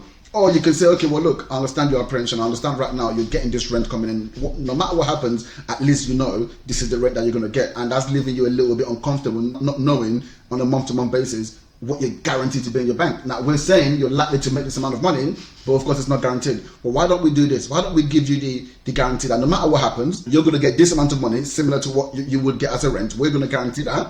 And then whatever we get on top of that, we're then going to split 50-50. Now, this is actually a really, really good deal. It gives them peace of mind because they know, okay, well, I've gotten whatever happened, at least I'm getting the rent that I would get from a traditional tenant. But here's the thing. If you've done your analysis correctly and you're in the right locations, then actually most times that 50% is going to be more than what your percentage would be anyway. Typical percentage is normally anywhere from 15% to the very high end 25%, but really more between the 15 and 20% bracket is what you offer as a management service fee. If you're going 50-50 on any profits above what the traditional rental would be, then you're probably going to make a lot of money. But to them, it still sounds like a good deal because, hey, guess what? You're guaranteeing that they're going to get this amount of money, rent, every single month, irrespective of what happens. And the likelihood, as I mentioned, as long as you've done your analysis correctly, then you should know that's going to be coming in anyway. Use silence strategically. So after making an offer, give the other party time to consider it without pressure. Silence can encourage them to respond favorably or offer useful information that can guide your next steps. This is something that if you're not experiencing it, you can start to get nervous when someone's, silence because you're just thinking the worst. You almost want to sell some more and say some more. And oftentimes, what you're going to say is going to be completely wrong and you're going to ruin the deal because you don't know what they're thinking, right? So just let them finish their thought and let them guide you as to what direction to take it. At the very least, even if it's a negative response that they've given you, you know what the response is and then you can respond specifically to that response. You're just trying to jump in because you're anxious, because you want to make sure you get the deal. You're actually more likely to mess up with you. So in a negotiation, once you've made an offer, be quiet, listen to what they have to say about it before you then take the next steps. And be willing to walk away. Know your limits and be ready to walk away if the terms aren't favorable. This little thing prevents you from settling for subpar deals, and shows that you're confident in your value proposition. You just need to understand that. Because the reason I'm hesitant is because I understand that when you're just starting off, if there's a deal sitting there, it's difficult to walk away from the deal. But truly you have to. This is not vanity metrics. This is not, yes, I finally got a deal. It doesn't matter. We're here to make money. And if the deal that's on the table is not going to make you money, or is far less likely to make you money, then there's no point taking it just to say, I've secured a deal. The whole point of this is to build a business, a sustainable business that's going to allow you to have freedom, for the rest of your life. Don't compromise. Understand that there's a limit, and whatever happens, if we do not get to this marker, then I'm going to walk away because I'm offering too much value to not really see the returns on this. So you have to be willing to walk. Any negotiation you go into in life, irrespective, you have to be willing to walk away from it. And that actually gives you a lot more credibility. And when someone realizes you're happy to walk away, then they're going to be actually more flexible in how they negotiate with you anyway. And then the post-agreement, the one that most people just completely ignore because they don't, because, the truth is like, yes, I've done this now. I can't believe this is actually happened. This is when you need to be calm. You need to follow through. It's like the networking. This is like the reinforced part of everything. The post-agreement is almost as crucial as the negotiation, if not more crucial, because you could actually lose everything, all the hard work you've done, if you don't get this correct. So first thing you've got to do is to review the details. So carefully review the notes from the conversation to ensure that all the terms, the conditions, and the responsibilities are clearly stated. This helps prevent misunderstandings and disputes later on. So you've got to be very clear. When you get back, you review all the conversation that you guys have had, all the notes that you've taken. So this is the term, this is what we discussed, this is the responsibilities, this is exactly what I'm responsible for. When it comes to maintenance, we're going to do something, within this price. Anything that's below £100, we're just going to take care of it. Anything that's above, we have to get the go ahead from the landlord, and they have to know that they're going to be paying for it. All of these things clearly stated, because it does prevent misunderstandings and dispute later on. And trust me, when you get to a situation where two people disagree, people can start lying and start making things up. But if everything is already there in black and white, it's a lot more difficult to do that. Once you've done that, you then develop a detailed action plan. So break down the agreement into specific actionable tasks. List out each step that's required to fulfill the terms of the agreement, such as the property setup, the marketing activities, or the operational adjustments. List all of them out. Okay, so this is exactly what we're going to be doing to implement what we've spoken about. These are the steps we're going to take. These are the likely timelines for each one of these things to happen, as long as you do your part. So this is what you're going to do on this part. This is what you're going to do on this part. This is what you're going to do on this part. As long as you do all of this, then this is the timelines that we're expecting for all of these things to actually be completed. Have a detailed action plan, and they're really going to value this, right? They're not going to be looking at you and go, well, they're really going to value it, because now you're showing them I'm a professional. This is what we do. You're getting into bed with me now. Now you're in proper business with someone who knows what they're doing, and it's really going to give them a lot of confidence in your ability to deliver on everything you've spoken about before. And then you want to create a timeline. So establish a timeline for each individual one of these tasks. So set clear deadlines to ensure that all parties are aware of when the specific milestones need to be achieved, and then confirm the agreement. So take all of the information that you've outlined above and draft an email detailing everything. The conversation and the agreements that you made during the negotiations, your action plan, as well as the predicted timelines. Okay, and then put all of this into your contract and inform them that you're going to get to work straight away upon their signature. Okay, so everything that you've spoken about during your negotiations, all the agreements that you've made, the action plan that you've detailed, the predicted timelines, everything, draft all in the email, but also including the contract, send it to them and just let them know once this is signed, we're going to get to work and get busy. And like I said, this gives them so much confidence when they're going through it, because they're thinking, well, this person is put a lot of time into this, and this is just a template that you're actually able to follow. But they're going to be thinking, well, you put a lot of time into this, that this is what we're going to be expecting from you moving forward. So it's actually going to get them more excited, to be working with you moving forward as well. Okay, so summary of all of that, fact finding, you want to get as much information as possible from them. I can't stress that enough. The more information you get from them, the more you know how to actually position what you're doing, and the more you know how to position the pitch to get your desired outcome as well. If you don't understand about them, then you're just fighting a lost cause, to be honest with you. The offer presentation, always think win-win, but don't sell yourself short as well. Remember, you're in business to make money. You're going to be delivering on this service. Remember, the reason why what we offer is incredible is because, they're going to be making all this money without having to do all the work. But guess what? Someone has to do the work. And that person is you, or as you grow, your team, who you're going to be needing to pay. And you're going to be needing, them to be happy people working for you as well. So effectively, you just need to make sure that there is also enough in it for you. But just always think win-win. But don't just think about just yourself as well. Also think about, the landlord and what's in it for them as well. And then the post-agreement, get into action straight away. This is your first opportunity to show professionalism, to show them that, hey, what you're about to experience is going to be top grade. If I've put in enough time to do all of this and to detail all of this information, imagine what's going to be like actually working with me in the back end as well. So, don't feel like, oh, I might be, because sometimes what happens is people feel like, oh no, I might be a bit too aggressive, and I might be too, no, this is the conversation that we've had. So I'm just outlining it. So you know what you've got to do, I know what I've got to do. And then as long as we're both agreed on this, obviously they can always come back to you and say, no, that's not quite right, or no, that's not quite right, let's change that. You can negotiate around that. But then what that final document looks like is what you've both agreed on. So it's key for you to do that. Don't be shy about it. You're not going to get judged for it. In fact, you're going to get praised, and they're going to feel more comfortable working with you for having done so. So that brings us to this. Successful negotiation is not about getting to yes. It's about mastering no and understanding what the path to an agreement is. Christopher Fox, this guy's like a CIA master negotiator, wherever it might be. But effectively what he's saying there is, successful negotiation doesn't just mean you offer someone something and they say no, and they say yes, sorry. It's about mastering, when they say no, they're not quite happy with that, and understanding the reason why they said no, and then understanding, finding a way to ultimately get somewhere where you're both going to be happy. It's about mastering the no. No doesn't just mean no, we don't want to work with you. No can just mean, okay, we're not quite at the place that I'm comfortable with yet.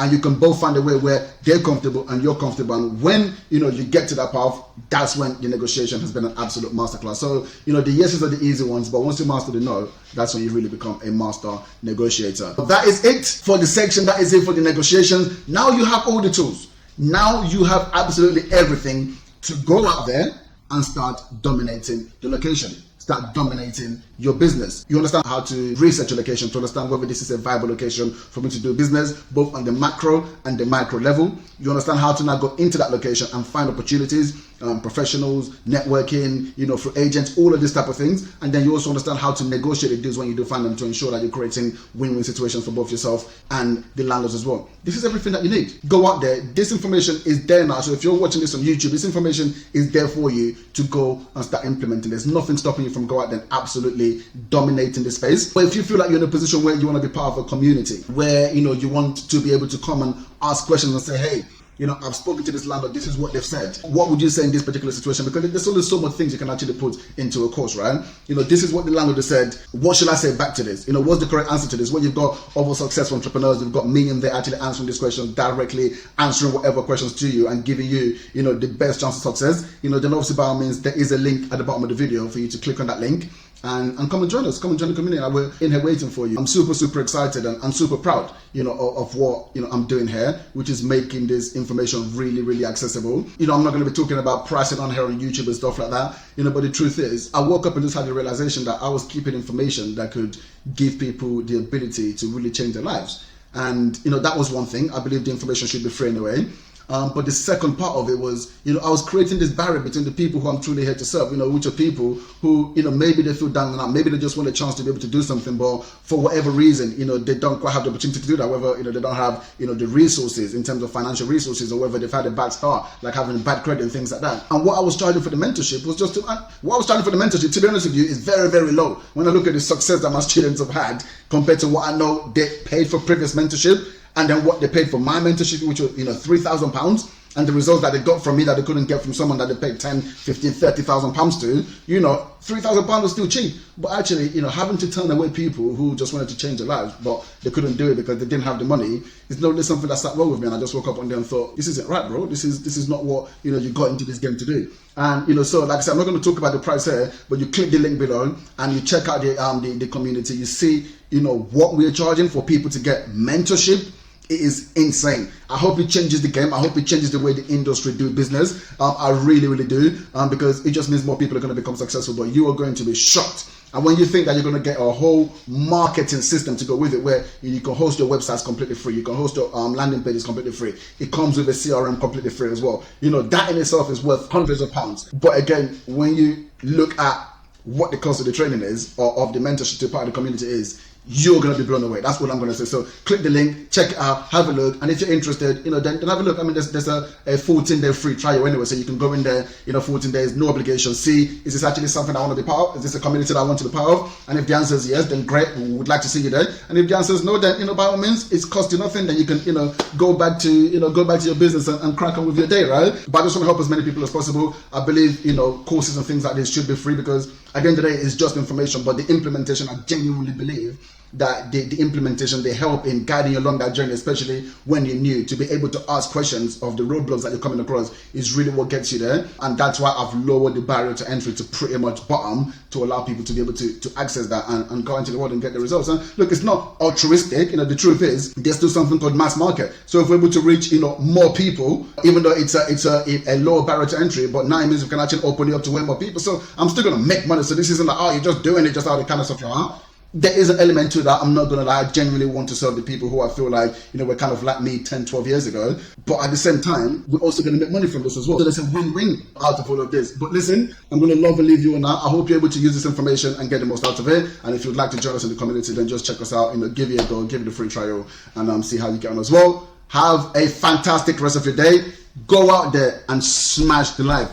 You don't have to be in a situation that you're not happy with. If you're happy with the situation you're in right now, great. If you are not, you've got the control right now to change that situation. So go into the marketplace, take control, take charge of your future, and the world is your oyster. Onwards and upwards. And now finally, I promised that if you stay to the end, I'm going to show you the secret to 10 times in your business. Now you can do all these previous steps that we just discussed and do them perfectly. But if you skip out on this key factor, you're probably going to fail.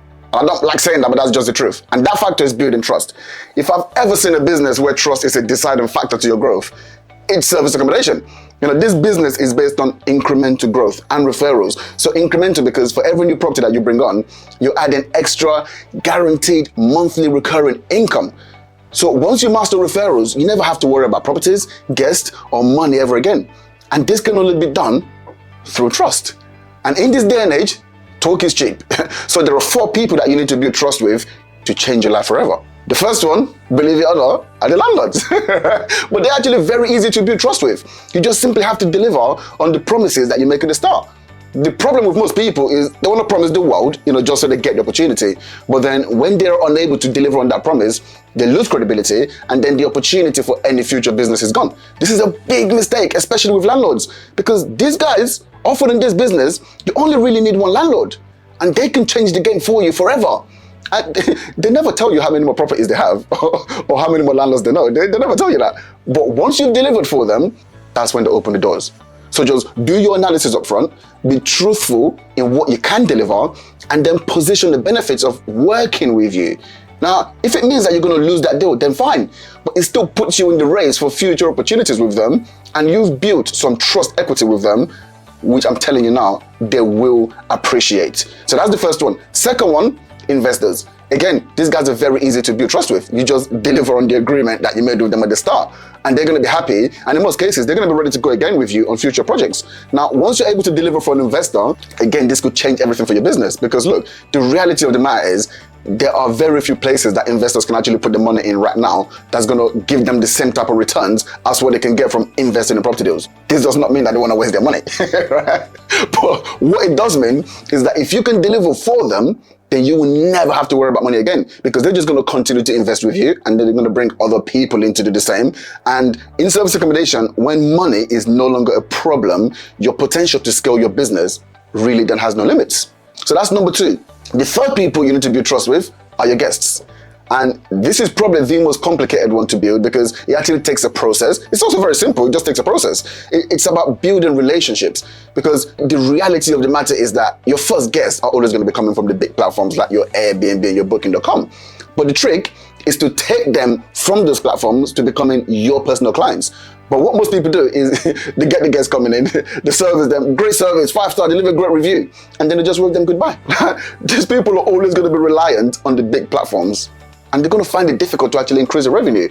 What you need to be doing is engage with your guests when they arrive, find out why they're actually in your town or your city, and then you do whatever you need to do to make sure that they have everything they need to navigate the city and to make the most of their trip. Once you've done that, and only once you've done that, have you now earned the right to ask them for ongoing communication in case they want to come back.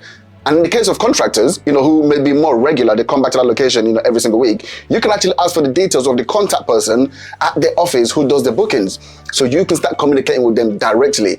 Once this door opens for you, it allows you to get consistent bookings without having to compete with everyone else, on these big platforms. You cut out the competition because they're not coming to you directly. But the second thing it does is it allows you to increase your revenue, because now you don't have to pay those platform fees. And then finally, the fourth people you need to impress and build the trust is the neighbors. These guys can make your life hell or they can be your ally. How that plays out is completely up to you. It is important to have them on your side, because they can alert you to any potential issues that you may have with the property before things actually escalate. But if they have no communication with you, then they're going to start running straight to the likes of the Airbnbs to make complaints, which could see you actually getting your listing pulled down. And that is not a place that you want to be. I'm telling you that right now. Now, the best thing to do is to make them feel empowered. Give them your number, let them know that you want to be a good neighbor, and that you don't actually anticipate anything happening because you've got some measures in place to stop anything happening. So you've got cameras and you've got noise detectors, etc. But just to be as careful as possible, you want them to always be able to reach you so that you can deal with any unlikely issue. They're going to appreciate this. And if you're lucky, they might even refer you to landlords that they know because they appreciate your approach. Okay, so listen, that's it. If you follow this model and you build trust with these 4 different people, your service accommodation business will skyrocket and you will be where you desire to be in no time at all. I promise you that. All right, so look, first of all, I want to congratulate you for actually making it to the end. I've just given away my exact blueprint for you to make £10,000 per month for free. Now, the information in this video genuinely has the power to change your life. It has done that for me, and it's done that for many people up and down the country, and including my students. But I guarantee that 99% of people have already clicked off this video by now. So the fact that you're still here already means that you are ahead of them. So now that you have the blueprint, once you master these 4 stages, then you will finally be able to make your dreams of financial freedom come true. Just like Don. Don scaled to 15 properties in 12 months. And he's now considering buying his first house. He's in his early 20s. Or Chaim, who secured 19 properties in under a year. Now it's your turn to start writing the script for your future today. Look, I hope you got a lot of value out of this video. If you have any questions, leave them in the comments, or be sure to join my live class that runs every single Wednesday. Again, the link is below, where I answer all your questions live, and we'll go over exactly what you've just learned here, but in a little bit more depth as well. So look, if you have enjoyed this video, be sure to leave us a like, subscribe for more videos like this.